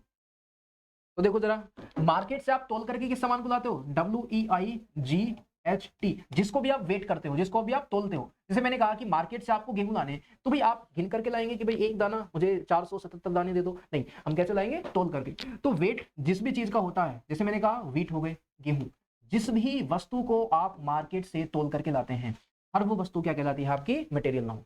4 चीजें तो वो हो गई, कौन कौन? सॉलिड, लिक्विड और गैस। उनके अलावा मार्केट से तुल करके आने वाली वस्तु भी क्या कहलाती है? Material noun. जैसे मैंने कहा, अगर आपको चावल लाने हैं तो कैसे लाएंगे? तोल करके लाएंगे। मैंने आपसे कहा कि अगर आपको मार्केट से शुगर, चीनी लाना है, तो चीनी कैसे करके लाएंगे? तोल के लाएंगे, गिन कर नहीं लाएंगे। या जैसे मैंने आपको कहा कोई फ्रूट आपको लाना है, मैंगो, कोई फ्रूट आपको लाना है, तो वो भी आप तोल करके लाएंगे, ठीक है। तो ये चीजें कहलाती हैं तोलने वाली सारी चीजें, क्या? Material noun. अब अगला देखो, लास्ट। लास्ट आता है आपके सामने जो मटेरियल नाउन बनता है। लास्ट कौन है, देखो जरा, देखो जी, लास्ट में आता है आपके कौन, लास्ट में आता है अदर। अदर मतलब जिसको हम किस कैटेगरी में नहीं डाल सकते वो अदर है, उनको आपको ऐसे ही याद रखना पड़ेगा। जैसे मैंने कहा आपके सामने क्लोथ, CLOTH, क्लोथ, इस वर्ड को ध्यान से देखिएगा, क्लोथ। अगर मैं आपसे पूछता हूँ क्लोथ का हिंदी मीनिंग क्या होता है, आप कहेंगे कपड़ा। अब ये किस सेंस में यूज हुआ है, सेंस का मतलब, अगर अगर मैं आपसे कहूं आप सिले हुए कपड़े की बात कर रहे हैं, सिला हुआ कपड़ा मतलब जो आपने पहना हुआ है, जो आपकी ड्रेस है, ठीक है, तो उसको हम क्लोथ नहीं बोलते हैं, वो क्लोथ नहीं है। क्यों? क्योंकि वो तो फाइनल प्रोडक्ट है। भाई आपने दर्जी से सिलाया या मार्केट से आप खरीद करके लाए, वो तो फाइनल प्रोडक्ट है। फाइनल प्रोडक्ट मतलब वो आपके हाथ में आ गया, अब उसमें आपको कोई भी फेरबदल नहीं करनी, वो आपको यूज करना है। तो ये क्लोथ जो है फाइनल प्रोडक्ट नहीं होता। क्लोथ का मतलब ये होता है, देखो जरा, क्लोथ का मतलब ये होता है, इसका मतलब होता है बिना सिला कपड़ा। इसका मतलब होता है आपका बिना सिला कपड़ा, बिना सिला कपड़ा। तो ये जरा समझें आप इस बात को। अगर आप बिना सिला कपड़ा लाते हैं, जैसे आप दुकान पर जाते हैं, तो जो शॉपकीपर है वो आपको थान दिखाता है, मतलब उसमें आपको रेड कलर, व्हाइट कलर, जो भी कलर आपको पसंद आ जाता है, आप उसमें से कुछ 1 मीटर, 2 मीटर, 3 मीटर कपड़ा ले लेते हैं। उसके बाद में आप दर्जी के पास में जाते हैं, और दर्जी के पास में जाने के बाद में आप क्या करते हैं, उसको उससे सिलवाते हैं, और सिलने के बाद में ड्रेस फाइनल प्रोडक्ट के रूप में आपके हाथ में आ जाती है। तो इसका मतलब ये है कि जो बिना सिला कपड़ा है वो क्या है, वो आपका एक पदार्थ ही तो है। उस पदार्थ से हम लोग ड्रेस बनवा रहे हैं, तो ये भी आपका आता है इसमें। और वहीं पर मैं आपसे कहूं पेपर, PAPER, पेपर, मैं पूछता हूँ पेपर मतलब क्या होता है, तो इसको भी जान लो। पेपर का मतलब होता है, पेपर का मतलब होता है बिना, इसका मतलब होता है बिना लिखी, बिना लिखी शीट। अगर आपके सामने कोई बिना लिखी शीट है, बिना लिखी शीट मतलब उस पर कुछ भी लिखा हुआ नहीं है, तो आप उसको PAPER, पेपर कहोगे। और जैसे ही आपने पेपर में एस लगा दिया, जैसे ही, जैसे यहाँ पर देखो, अगर आपने क्लॉथ में एस लगा दिया, समझो जरा, अगर आपने क्लॉथ में एस लगा दिया, CLOTHES, तो इसका मतलब सिला हुआ कपड़ा हो गया। क्या हो गया? सिला हुआ कपड़ा। ये हो गया आपका सिला हुआ कपड़ा। तो सिला हुआ कपड़े का मतलब क्या है? फाइनल प्रोडक्ट है। तो ये तो मटेरियल नाउन नहीं होगा, ये तो आपका कॉमन नाउन होगा। लेकिन अगर मैंने कहा पेपर, तो पेपर में एस लगा हुआ नहीं है, बिना लिखी शीट है। तो इस बिना लिखी शीट को आप लोगे, तो इस बिना लिखी शीट से क्या करते हैं, कंपनी में रजिस्टर बनाते हैं। बिना लिखी शीट को लेते हैं और कंपनी में न्यूज़पेपर बनाते हैं। बिना लिखी शीट को लेते हैं और कंपनी में किताबें बना देते हैं। तो इसका मतलब बिना लिखी शीट का प्रयोग करने के बाद में ही तो किताबें बनती हैं, न्यूज़पेपर बनते हैं, बहुत सारी चीजें बनती हैं। तो इसका मतलब ये है, पेपर होता है बिना लिखी शीट। बिना लिखी शीट मतलब कि किताबें, न्यूज़पेपर को बनाने का जो कच्चा माल है। अगर मैं आपसे कहूं कि किताबें कैसे बनेंगी, तो आप कहेंगे कच्चे माल की आवश्यकता है। वो कच्चा माल क्या है? बिना लिखी शीट है। और बिना लिखी शीट ही क्या है? पेपर है। तो पेपर भी आ जाता है किसमें? मटेरियल नाउन में। और अगर मैं इसमें एस लगा देता, अगर मैं इसमें एस लगा देता पेपर्स में, तो इसका मतलब हो जाता न्यूज़पेपर। भाई न्यूज़पेपर को आप पेपर्स भी कह सकते हैं, ग्रामेटिकली सही है, पेपर्स। और आप न्यूज़पेपर को, आप डॉक्यूमेंट्स को भी, किसको? डॉक्यूमेंट्स को, डॉक्यूमेंट्स है आपके दस्तावेज हैं, डॉक्यूमेंट्स को भी आप चाहें तो पेपर्स कह सकते हैं, ठीक है। या फिर कोई भी, या फिर कोई भी अगर लिखा हुआ पेपर है, आपने कुछ भी उस पर लिख रखा है, आपकी खुद की बनाई हुई नोट्स, कॉपीज वगैरह हैं, तो वो भी पेपर्स ही है ना, वो भी आपका पेपर्स ही है, समझो जरा। तो यहाँ पर पेपर आ सकता है, क्लोथ आ सकता है। तो मैं आपको बताऊं, यहाँ पर ब्रिक, ईंटें भी आ सकती हैं। अगर आप सोचोगे ईंटों को तो गिना जा सकता है, मैं आपसे कहता हूँ किसी भी गिनने वाली चीज को आप मटेरियल नाउन ना कहें। जैसे मैंने कहा पेन, पेन को तो आप गिन सकते हो ना, 1 पेन, 2 पेन, 3 पेन, तो मटेरियल नाउन थोड़ी हो गए, नहीं। तो मटेरियल नाउन कभी भी गिनने वाला नहीं होता। लेकिन आपके दिमाग में आ रहा होगा कि ब्रिक को तो हम गिन पाएंगे, 1 2 3 4, नहीं, ब्रिक को नहीं गिना जाता। ब्रिक के पीस गिना जाता है। ब्रिक के पीस को गिना जाता है कि मेरे पास ईंटियों के 3 पीस हैं, मेरे पास ईंटियों के 10 पीस हैं, मैंने आज ईंटियों के जो है 400 या 500 पीस मंगाए, तो इसका मतलब ईंट को गिना नहीं जाता है। इस बात को हम आगे जानेंगे। आगे देखो, ब्रिक हो गया, स्टोन हो गया, सीमेंट हो गया, सैंड रेत हो गया, हाँ सैंड रेत हो गया। या मैं कहूँ आपसे, भाई अगर मैं आपसे कहूँ, मैंने आपसे कहा सीमेंट हो गया, सैंड हो गया, ब्रिक हो गया, स्टोन हो गया, रेत हो गया, ठीक है, ये सारी चीजें हो गई। या आप और भी कुछ चीजें यहाँ पर ऐड कर सकते हैं। और जैसे अगर मैं आपसे कहूँ, अगर मैं यहाँ पर आपसे कहूँ, जैसे वो होता है ना लेदर, लेदर, चलो लेदर तो पहले भी आ गया था एक बार। या शर्ट अगर आपको बनानी है, कॉटन का यूज होता है, कॉटन, कॉटन कपड़ा बनाने के लिए कॉटन, कॉटन का यूज हो सकता है, रबर का यूज हो सकता है। तो ये सारी चीजें इसके अंदर आ जाएंगी, ठीक है जी। आप इनको एक बार नजर में रख लें। तो फिर से एक बार रिवाइज कर लो। मटेरियल नाउन के अंदर सारी की सारी धातुएं आती हैं। मटेरियल नाउन के अंदर सारी की सारी अधातुएं आती हैं।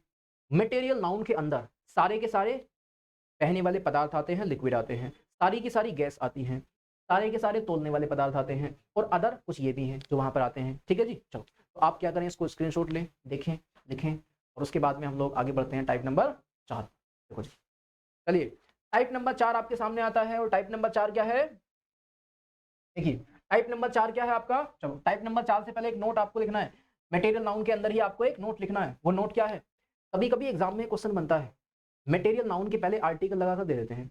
मैंने अभी अभी ये बात आपको बताई, वैसे तो इस बात को हम डिटेल में अभी आगे और दोबारा भी जानेंगे, लेकिन शॉर्ट में अगर मैं आपको बताऊं कि किसी भी मटेरियल नाउन को आप गिन नहीं सकते।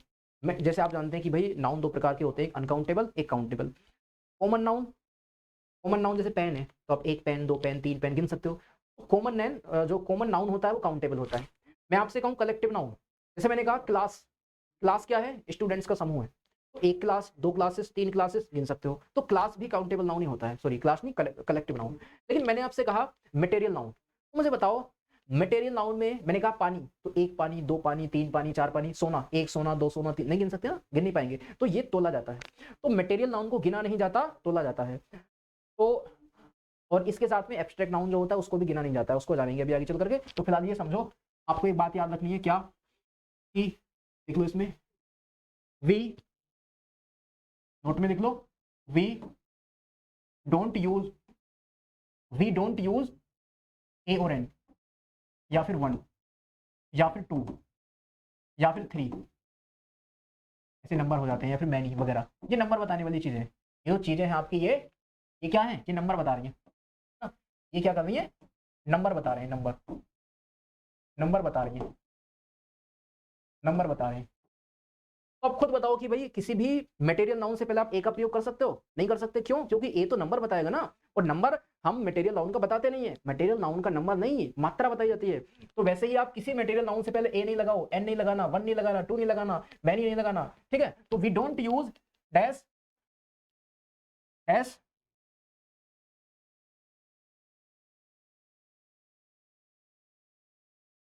We don't use dash with material noun. आपको समझना है कि भाई मटेरियल नाउन के साथ में कभी भी आप किसी भी ए एन 1 2 3 4 5 का यूज नहीं करेंगे, कभी मैनी का प्रयोग नहीं करेंगे, क्योंकि ये गिनती बताते हैं और मटेरियल नाउन को गिना नहीं जाता। तो देखो जरा, फिर क्वेश्चन आता है किसका प्रयोग कर सकते हैं। तो मैं आपसे कहता हूं, अगर आपको मटेरियल नाउन से पहले प्रयोग करना ही है, अगर आपको मटेरियल नाउन से पहले प्रयोग करना ही है, तो आप क्या करें, आप संख्या ना बताकर मात्रा बता दें। मात्रा कैसे बताएंगे, मच का प्रयोग हो सकता है, मच मात्रा बताता है, लिटिल का प्रयोग हो सकता है, लिटिल मात्रा बताता है ना, मच का प्रयोग हो सकता है भाई, लिटिल का प्रयोग हो सकता है, क्योंकि क्या करते हैं वो ये बताते हैं मात्रा, है ना, ये मात्रा बता सकते हैं। देखो जरा,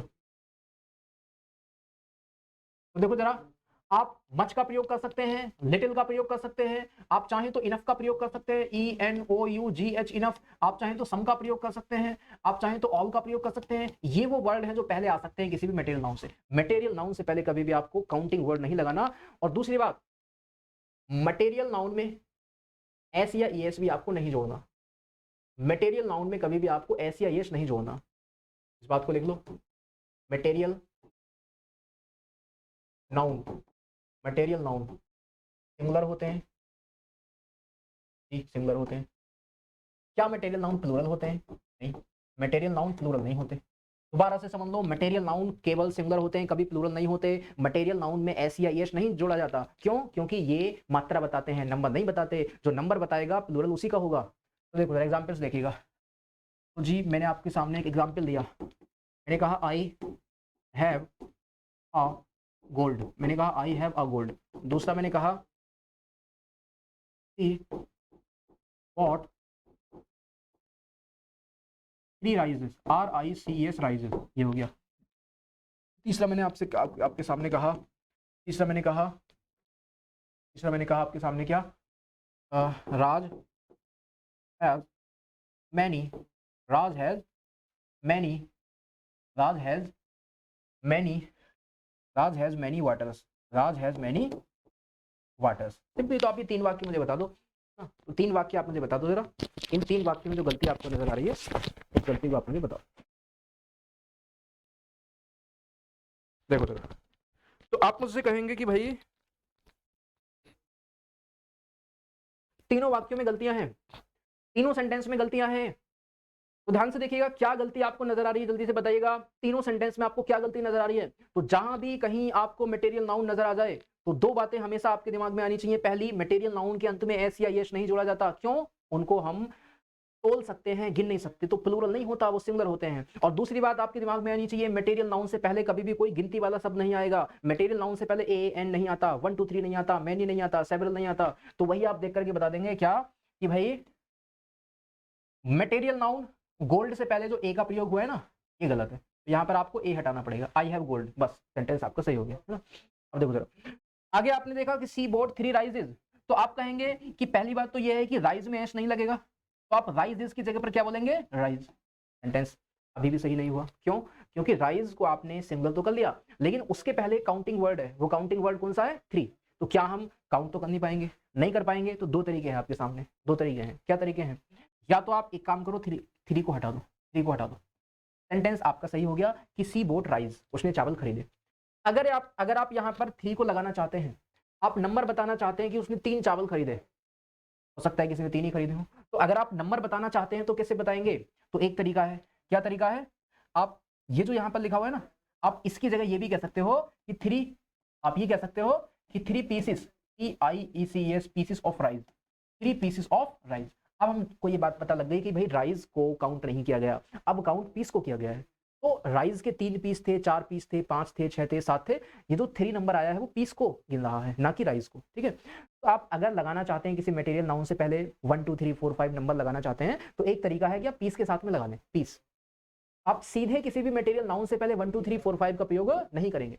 आगे देखो, अगला सेंटेंस आपके सामने है, राज हैज मेनी वाटर्स। तो पहली गलती क्या है? वाटर है बहने वाला पदार्थ, और बहने वाला पदार्थ क्या होता है? Material noun. तो मटेरियल नाउन में एस नहीं लगेगा, तो ये हो जाएगा आपका WATER, वाटर। अब दूसरी बात, वाटर को हम लोग काउंट तो कर नहीं सकते, तो इसके पहले मैनी भी गलत है। तो मैनी की जगह आप मच लगा दो, या तो आप कुछ मत लगाओ, सी बोल दो कि सी हैज वाटर, उसके पास में पानी है। अगर आप मात्रा बताना चाहते हैं तो मैनी नहीं, फिर मच आ सकता है कि सी हैज मच वाटर। तो 3 सेंटेंस मैंने आपको बताए और आपकी समझ में आ गया कि मटेरियल नाउन को कभी भी काउंट नहीं करना, कभी भी प्लूरल नहीं करना। हमेशा material noun without S use होता है और हमेशा उसके पहले कभी काउंटिंग वर्ड यूज नहीं होता। ये तो मैंने आपको ए की और एन की बात बताई। अब आपके दिमाग में क्वेश्चन आ रहा होगा कि दा का प्रयोग तो कर सकते हैं ना, तो दा का प्रयोग भी देखो कहां पर करेंगे, उसको भी समझो एक बार। दा का प्रयोग भी इन सिचुएशंस में नहीं हो सकता। कुछ सिचुएशंस हैं हमारे पास में, देख लो जरा दा का प्रयोग कहां पर हो सकता है। मैं एक न्यू पेज में बताता हूं, आप डाल लो नोट नंबर 2। अभी जो आपने नोट नंबर 1 डाला ना, तो आप डाल लो नोट नंबर 2। नोट नंबर 2 में क्या लिखें? अगर आपके माइंड में बात आ रही है कि भाई मटेरियल नाउन से पहले दा आ सकता है कि नहीं आ सकता, तो मैं बताता हूं, मटेरियल नाउन से पहले, जरा ध्यान से देखो, मटेरियल, जरा ध्यान से देखो, मटेरियल नाउन से पहले दा का प्रयोग हम लोग कर सकते हैं कि नहीं कर सकते? तो 2 केस बनते हैं हमारे सामने। कितने केस? 2 केस। दा प्लस मटेरियल नाउन, ध्यान से देखिएगा, दा प्लस मटेरियल नाउन। तो मैं आपको बताता हूं कि भाई मटेरियल नाउन से पहले दा एक केस में आ जाता है, एक केस में नहीं आता। कौन से केस है? अगर वो मटेरियल नाउन, अगर वो मटेरियल नाउन, अगर वो मटेरियल नाउन पर्टिकुलर केस में है। किस केस में है? पर्टिकुलर केस में है। तो पर्टिकुलर केस में दा का प्रयोग किया जाता है, कोई दिक्कत वाली बात नहीं है, कर सकते हैं। लेकिन अगर वो मटेरियल नाउन किस केस में है आपका? जनरल। किस केस में है? जनरल केस में है। तो जनरल केस में आप किसी भी मटेरियल नाउन के पहले दा का प्रयोग नहीं करते हैं। वजह भी बताता हूं क्यों नहीं करते। देखो ऐसे समझो, पहले तो आपके माइंड में बात आ रही होगी कि जनरल केस क्या है और पर्टिकुलर केस क्या है, तो उसको भी जान दो। जनरल केस का मतलब जब सभी की बात हो रही हो, जैसे मैंने कहा कि पानी हमारे जीवन का आधार है, तो क्या मैं किसी खास पानी की बात कर रहा हूं कि इस बाल्टी का पानी हमारे जीवन का आधार है, या वर्षा का पानी हमारे जीवन का आधार है, या इस नदी का पानी हमारे जीवन का आधार है? नहीं, मैं तो सारे पानी की बात कर रहा हूं, तो जनरल केस माना जाएगा। और अगर मैं कहूं कि इस बाल्टी का पानी गर्म है, इस बाल्टी का पानी गर्म है, तो आप मुझे बताओ संसार के सारे पानी की बात हो रही है, केवल बाल्टी के पानी की, केवल बाल्टी के पानी की? तो यहां पर जो मैंने कहा ना, इस बाल्टी का पानी, वो खास, वो पर्टिकुलर है, पर्टिकुलर है। वहीं पर मैं कहता कि वो सोना जो मैंने कल खरीदा था नकली था, तो ये मटेरियल नाउन का पर्टिकुलर केस होगा। क्यों? क्योंकि मैं सारे सोने की बात नहीं कर रहा, केवल उस सोने की बात कर रहा हूं जो कल खरीदा था। और अगर मैं कहता सोना एक कीमती धातु होता है, तो क्या मैं किसी खास सोने की बात कर रहा हूं? नहीं, संसार का कोई भी सोना हो, सारा सोना खास ही होता है। तो इसलिए आप अंतर कर पाएंगे, पर्टिकुलर का मतलब जब किसी खास की बात की जाए, पर्टिकुलर का मतलब जब किसी खास की बात की जाए, और जनरल का मतलब जब सभी की बात की जाए, जब सभी की बात की जाए। तो जनरल केस में दा नहीं आएगा और पर्टिकुलर केस में दा आ जाएगा। तो जरा समझें, एग्जाम्पल देखो जरा। मैंने आपसे कहा the water is the essential part, the water is the essential part, the water is the essential part of our life. पानी हमारे जीवन का एक एसेंशियल हिस्सा है। और इसी को मान लीजिएगा मेरे दोस्त, अगर मैंने ये कहा कि the water of this, the water of this pond, तालाब, the water of this pond is, the water of this pond is, the water of this pond is contaminated, contaminated, contaminated का मतलब होता है दूषित, इसका मतलब होता है दूषित। आप इसको पॉल्यूटेड भी कह सकते हैं, POLLUTED, पॉल्यूटेड। तो जरा आप मुझे सोच के बताओ, पहले सेंटेंस, चलो एक को लिख लो, एग्जाम्पल नंबर तीनों लिख लो, फिर एक साथ देखते हैं। तीसरा है कि the gold is a precious, PRECIOUS, precious metal. चलो, और एक मैंने लास्ट एग्जांपल यहां पर कहा कि the gold which I bought, वो सोना जो मैंने खरीदा था, बॉट यस्टरडे, वो सोना जो मैंने कल खरीदा था, इज जेन्युइन, वो जेन्युइन है, कोई नकली नहीं है, GENUINE, जेन्युइन। तो मेरे दोस्त आप सोच के बताओ कि अब पहले एग्जाम्पल में मटेरियल नाउन आपके सामने आया वाटर, मैं आपसे पूछता हूं कि क्या ये जनरल केस में है या फिर क्या ये पर्टिकुलर केस में है। आप कहेंगे water is the essential part of our life, पानी हमारे जीवन का आधार है, तो किसी खास पानी की बात थोड़ी कर रहे, जनरल कोई भी पानी हो। तो यहाँ पर आपका ये दा का प्रयोग नहीं होगा। क्यों नहीं होगा? क्योंकि ये जनरल केस है, एक ऐसा केस है आपका जनरल, और जनरल केस में हम दा का प्रयोग नहीं करते। आगे हमने जाना कि the water of this pond is contaminated, इस पॉन्ड यानी इस तालाब का जो पानी है वो दूषित है। मैं आपसे पूछता हूँ कि क्या मैं संसार के सारे पानी की बात कर रहा हूँ? नहीं, केवल उस पानी की बात कर रहा हूँ जो इस पॉन्ड के अंदर है, जो इस तालाब के अंदर है। तो आप कहेंगे ये खास पानी है, संसार के सारे पानी की बात नहीं हो रही, केवल उस पानी की बात जो इस पॉन्ड के अंदर है। तो आप कहेंगे कैसा है, पॉन्ड के अंदर का पानी कैसा है? आप कहेंगे खास। तो अगर खास है यानी पर्टिकुलर है, तो मुझे बताओ पर्टिकुलर से पहले दा का प्रयोग सही है।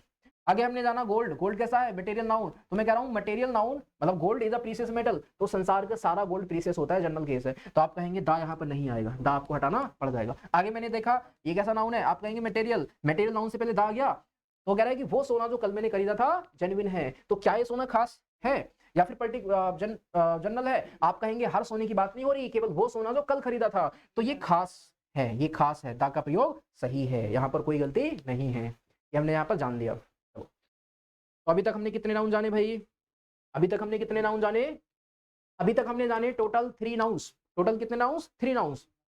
चलो, तो 3 नाउन्स अगर हमने पढ़े, अगर हमने अभी तक कितने नाउन पढ़े भाई? 3 नाउन्स। आप जरा इसका स्क्रीनशॉट लें, नोट करें। आप इसको नोट करें, स्क्रीनशॉट लें, ठीक है? आप इसको नोट करें, स्क्रीनशॉट लें।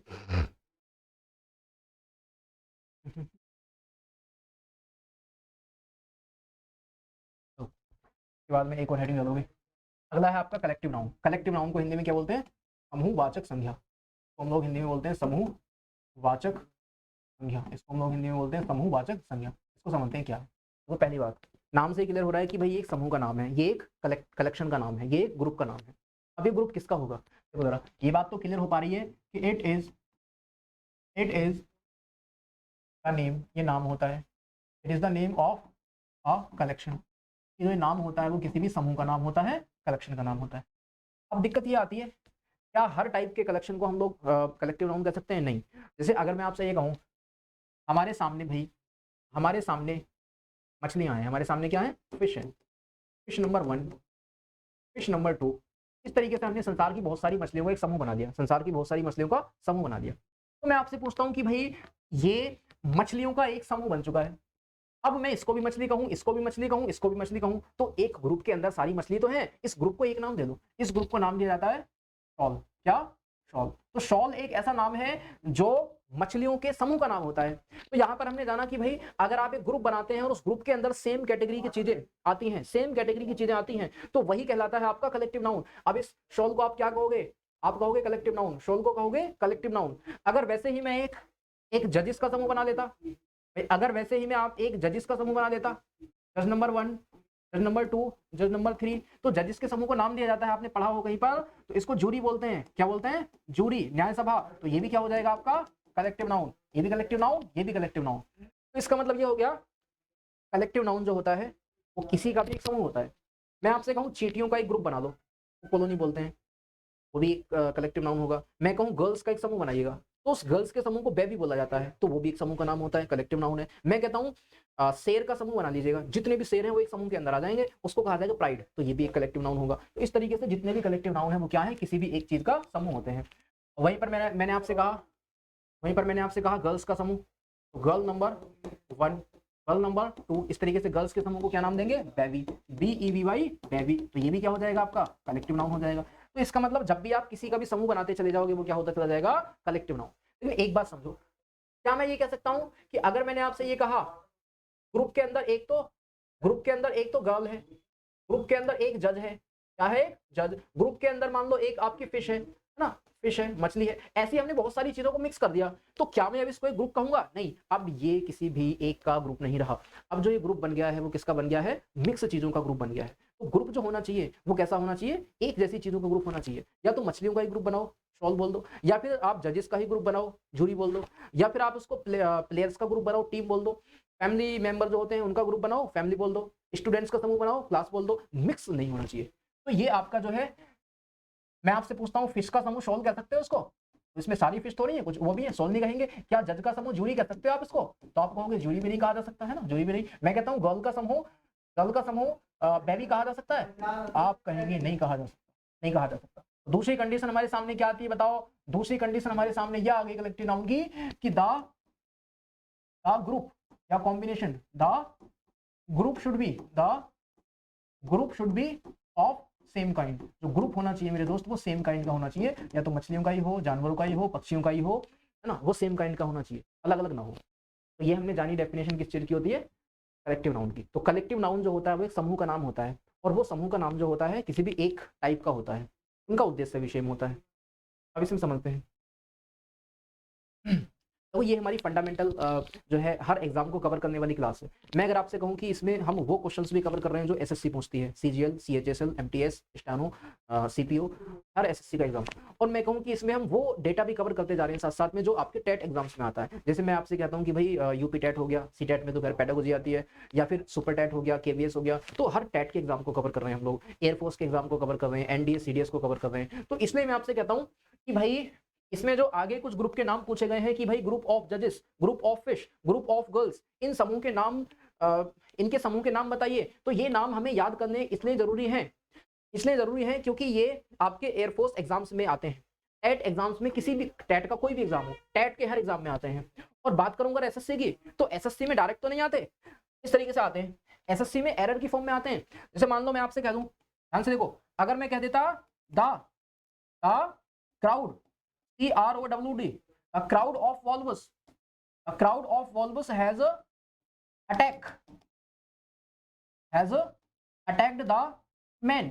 वो कह रहा है कि भाई जो वॉल मतलब भेड़िया होता है, भेड़ियों के समूह ने अटैक कर दिया किस चीज पर? आदमी पर। तो मैं आपसे पूछता हूं क्या इस सेंटेंस में आपको कोई गलती नजर आ रही है? तो आप कहेंगे गलती अगर आपको अभी नजर नहीं आई हो तो जब आप ये पढ़ लोगे तो आपको नजर आएगा कि यहाँ पर जो भेड़िया है ना, भेड़िया का समूह बनाया जाता है, और उसको हम क्राउड नहीं बोलते, क्राउड होता है पर्सन का समूह, लोगों का समूह। तो यहाँ पर भेड़ियों के समूह को पैक कहा जाता है, पैक। तो गलती क्या है वाक्य के अंदर? आपको बोलना होगा the pack of wolves attacked the man. तो आप कहेंगे एग्जाम में जब क्वेश्चन आएगा तो वो या तो फिल इन द ब्लैंक की फॉर्म में आएगा या फिर वो एरर की फॉर्म में आएगा, ठीक है। तो ये एसएससी का भी हिस्सा है, आप इस बात को मानिएगा, एसएससी का भी हिस्सा है कि हमें ये कुछ ग्रुप्स के नाम याद करने पड़ेंगे, ये टेट का भी हिस्सा है और ये एयरफोर्स का भी हिस्सा है। तो इसलिए फिर से इस बात को समझ लो, कुछ ग्रुप्स के नाम मैं आपको बता देता हूं, बाकी आप पीडीएफ जो है टेलीग्राम चैनल पर डलवा देंगे, तो वहां पर सारे ग्रुप के नाम 40-50 जो एसएससी या अदर एग्जाम की रिपीटेड है आप उसको याद कर लीजिएगा। लेकिन अभी फिलहाल मैं आपको 25 के समथिंग बताता हूँ। देखो जरा, फर्स्ट आपके सामने है, देखिए पहला आपके सामने है ग्रुप ऑफ जजेस। तो हमने अभी जाना भाई जजेस के समूह को क्या बोलते हैं? जूरी। और जूरी को हिंदी में क्या कहा जाएगा? न्याय सभा। इसको हिंदी में कहा जाएगा न्याय सभा। तो इसको दिमाग में बिठा लो, जजेस का समूह जो होता है वो जूरी होता है। आगे देखो, ग्रुप ऑफ फिश, मछलियों का समूह। अभी हमने जाना क्या होता है? शॉल होता है। अब इनकी हिंदी पर मत जाना, शॉल सभी को जो है आपका सभी को कुछ गुच्छा कह देंगे या किसी को कुछ झुंड कह देंगे, तो वो सब एक ही हो जाएगा। हिंदी पर मत जाना, इंग्लिश के नाम याद करना। ग्रुप ऑफ गर्ल्स बेबी बोलते हैं, अभी हमने जाना BEVY baby. Group of girls के साथ साथ ग्रुप ऑफ वुमेन, वुमेन के ग्रुप को भी बेबी ही कहा जाता है। ग्रुप ऑफ ऑफिसर्स, ऑफिसर्स के ग्रुप को भी बेबी ही कहा जाता है। सोल्जर्स का अलग होता है, वो आदमी होता है। आगे देखो, अगला है नेक्स्ट आपके सामने ग्रुप ऑफ मेंबर्स। तो मेंबर्स का समूह फैमिली, मेंबर्स का समूह फैमिली परिवार। ग्रुप ऑफ सिंगर्स, सिंगर्स का समूह क्वायर, CHOIR क्वायर संगीत मंडली। क्या कहेंगे? संगीत मंडली। जिसकी हिंदी बतानी होगी मैं वहां पर बताता चलूंगा, जिसकी नहीं बतानी होगी तो समझ लो, वो जरूरी नहीं है। एक आपके सामने है स्टडी, पढ़ाई का समूह, पाठ्यक्रम, क्यूरिकुलम, CURRICULUM। क्यूरिकुलम का मतलब क्या होता है भाई? पाठ्यक्रम। तो ये होता है दोस्त पाठ्यक्रम। अगला आपके सामने स्टोन्स, पत्थरों का समूह। र्यून्स का मतलब मलबा, मलबे का समूह। किसी बिल्डिंग के ढह जाने के बाद जो मलबा बचता है, पत्थर बचते हैं, ईंटियां बचती हैं, उसके समूह को क्या बोलते हैं? तो आप कहेंगे ये होता है आपका क्या? तो एक हीप होता है, ठीक है, एक आपका हीप होता है और एक होता है आपका यहाँ पर वो एंड, बिल्कुल हाँ, एक हीप होता है और एक और यहाँ पर यूज होगा। चलो उसको लिखते हैं। एक स्टार्स, तारों के समूह को क्या बोलते हैं? देखो तारों के समूह को जान लो आप एक बार। तारों का समूह होता है कॉन्स्टेलेशन, CONSTELLATION। कॉन्स्टेलेशन का मतलब होता है सप्तऋषि मंडल। जैसे उसमें 7 तारे होते हैं तो 7 तारों का एक झुंड होता है, मतलब 7 तारे एक साथ होते हैं, ग्रुप होता है। तो ये क्या हो जाता है आपका? नक्षत्र बोल देते हैं। क्या बोल देते हैं? नक्षत्र बोल देते हैं। एक होता है गैलेक्सी। तो मेरे दोस्त गैलेक्सी का मतलब क्या होता है? आकाश गंगा। मतलब क्या होता है? आकाश गंगा। इसका मतलब क्या होता है? आकाश गंगा। तो आकाश गंगा के अंदर तो करोड़ों तारे हैं, अरबों तारे हैं, अरबों तारे हैं। और इसकी बात करें कॉन्स्टेलेशन के अंदर 7 तारे हैं। और वैसे ही एक होता है आपका क्या? तो भाई एक होता है आपका क्या? Cluster, CLUSTER cluster. क्लस्टर का मतलब गुच्छा। तो तारों के समूह को गुच्छा भी बोलते हैं। आगे आपके सामने है ना, आगे आपके सामने है क्या? देखिए आगे आपके सामने फ्लावर, फूलों का समूह। कई सारे नाम होते हैं, अगर आपने पढ़ा होगा कहीं पर, तो तारों फ्लावर्स के समूह को बोलते हैं एक तो bouquet, BOUQUE, bouquet, BOUQUET, bouquet बोलते हैं। बुके का मतलब गुलदस्ता। और एक होता है आपका एक होता है गार्लैंड, GARLAND, गार्लैंड। बुके का मतलब गुलदस्ता और गार्लैंड का मतलब माला या फिर हार। और एक होता है गार्लैंड के बाद में bunch, BUNCH, bunch. Bunch, bunch को भी खैर गुच्छा ही बोल देते हैं, गुच्छा ही बोल देते हैं। हालांकि बंच जो होता है ना, वो तो और भी बहुत सारी चीज़ों का समूह होता है। किसी गांव या किसी भी सिटी में बहुत सारे कॉलेज हैं तो उसके समूह को भी बंच ही बोलते हैं। और अगर अगर किसी भी सिटी में बहुत सारे कॉलेज स्कूल्स वगैरह हैं तो उसके समूह को भी बंच ही बोलते हैं। फल के समूह को बंच बोलते हैं, फल में खासतौर पर केले के समूह को बंच बोलते हैं, या फिर लीची के समूह को बंच बोलते हैं। और अब देखिएगा बंच जो होता है वो चाबियों का गुच्छा, उसको भी बंच ही बोला जाता है। तो एक और देखो जरा, ट्रीज। तो ये मैं आपको जल्दी से बता देता हूँ। ट्रीज के समूह को एक तुम क्लम्प बोलते हैं, क्लम्प। क्लम्प का मतलब होता है, हिंदी में तो खैर गुच्छा ही कहेंगे, हिंदी में तो इसको भी गुच्छा ही कहेंगे।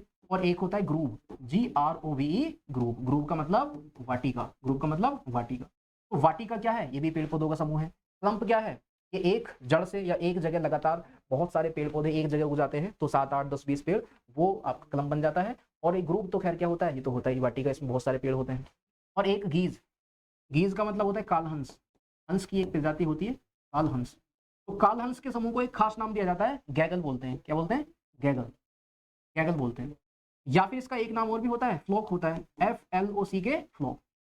तो फ्लोक जो है वो इसका खास नाम नहीं है। फ्लोक जो बोला जाता है वो शिप, शिप का मतलब भेड़ के समूह को, प्लस बर्ड्स, पक्षियों के समूह को, प्लस जो लिखा हुआ है आपका गीज, गीज के समूह को। तो मिला जुला नाम किसका? पक्षियों का, शिप भेड़ का, या फिर गीज का, वो मिला जुला नाम फ्लोक होता है ना। खैर हिंदी अगर आप देखोगे तो दल, झुंड ऐसे बोलते हैं, ठीक है। और अगर आप खास तौर पर गीज की बात करोगे तो वो गैगल होता है।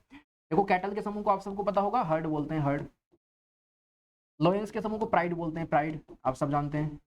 पीपल के समूह को नॉर्मल भीड़ हो, क्राउड बोलते हैं। गुस्साई भीड़ हो तो मॉब बोलते हैं। मॉब का मतलब हो गया गुस्साई भीड़, मतलब क्या हो गया? गुस्साई भीड़। जैसे अगर कोई नेता भाषण दे रहा है तो बीच में आकर के अगर वो जनता गुस्से में है या फिर वो उसको पसंद नहीं कर रही है, तो जैसे वो उनके ऊपर टमाटर, अंडे वगैरह फेंकती है, गुस्साई भीड़, तो उसको हम बोलते हैं क्या? मॉब बोलते हैं। और अगर नॉर्मल भीड़ की बात हो, ये क्राउड होता है। और एक का आपके सामने कीज, हमने अभी जाना, चाबियों का गुच्छा बंच होता है। ये क्या होता है? बंच होता है, ठीक है। ये होता है आपका बंच। जल्दी से आप इसका स्क्रीनशॉट ले लीजिएगा। उसके बाद में हम लोग यहाँ से आगे चलते हैं।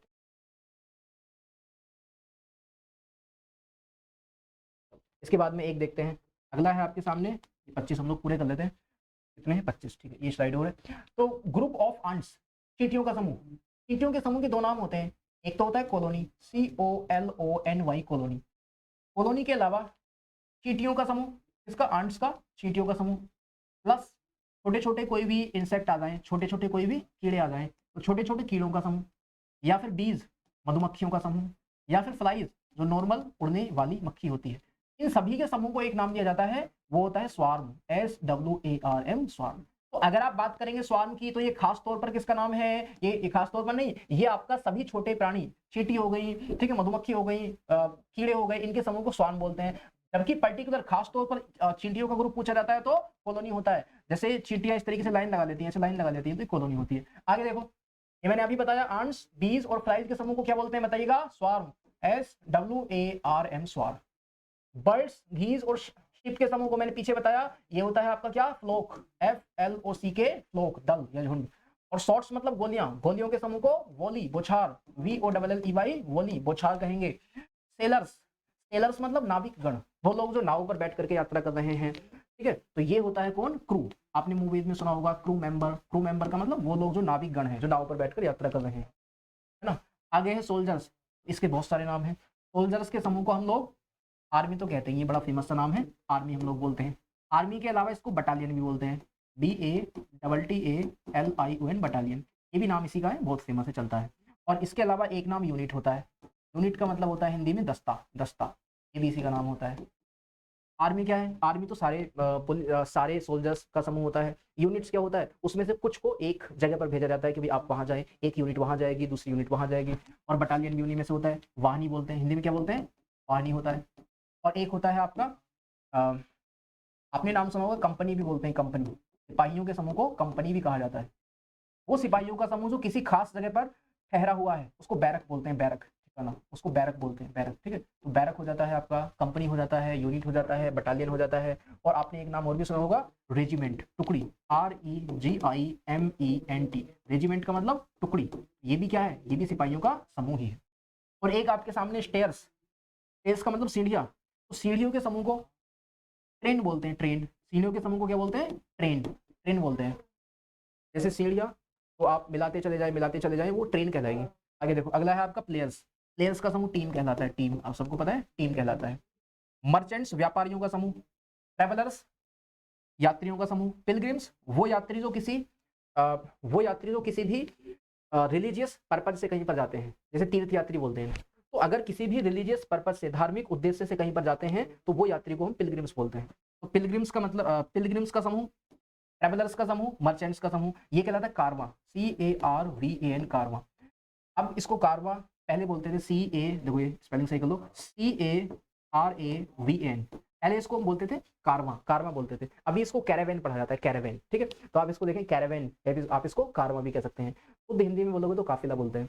आगे देखो, अगला है, अगर आपको लेबरर्स का समूह, लेबरर्स मतलब मजदूर लोग, रोबर्स, लुटेरे, तो अगर इनके समूह का नाम पूछोगे तो गैंग कहलाता है, गैंग, ठीक है, ये आपका गैंग कहलाता है। तो आप इनको एक बार नोट कर लो, ठीक है।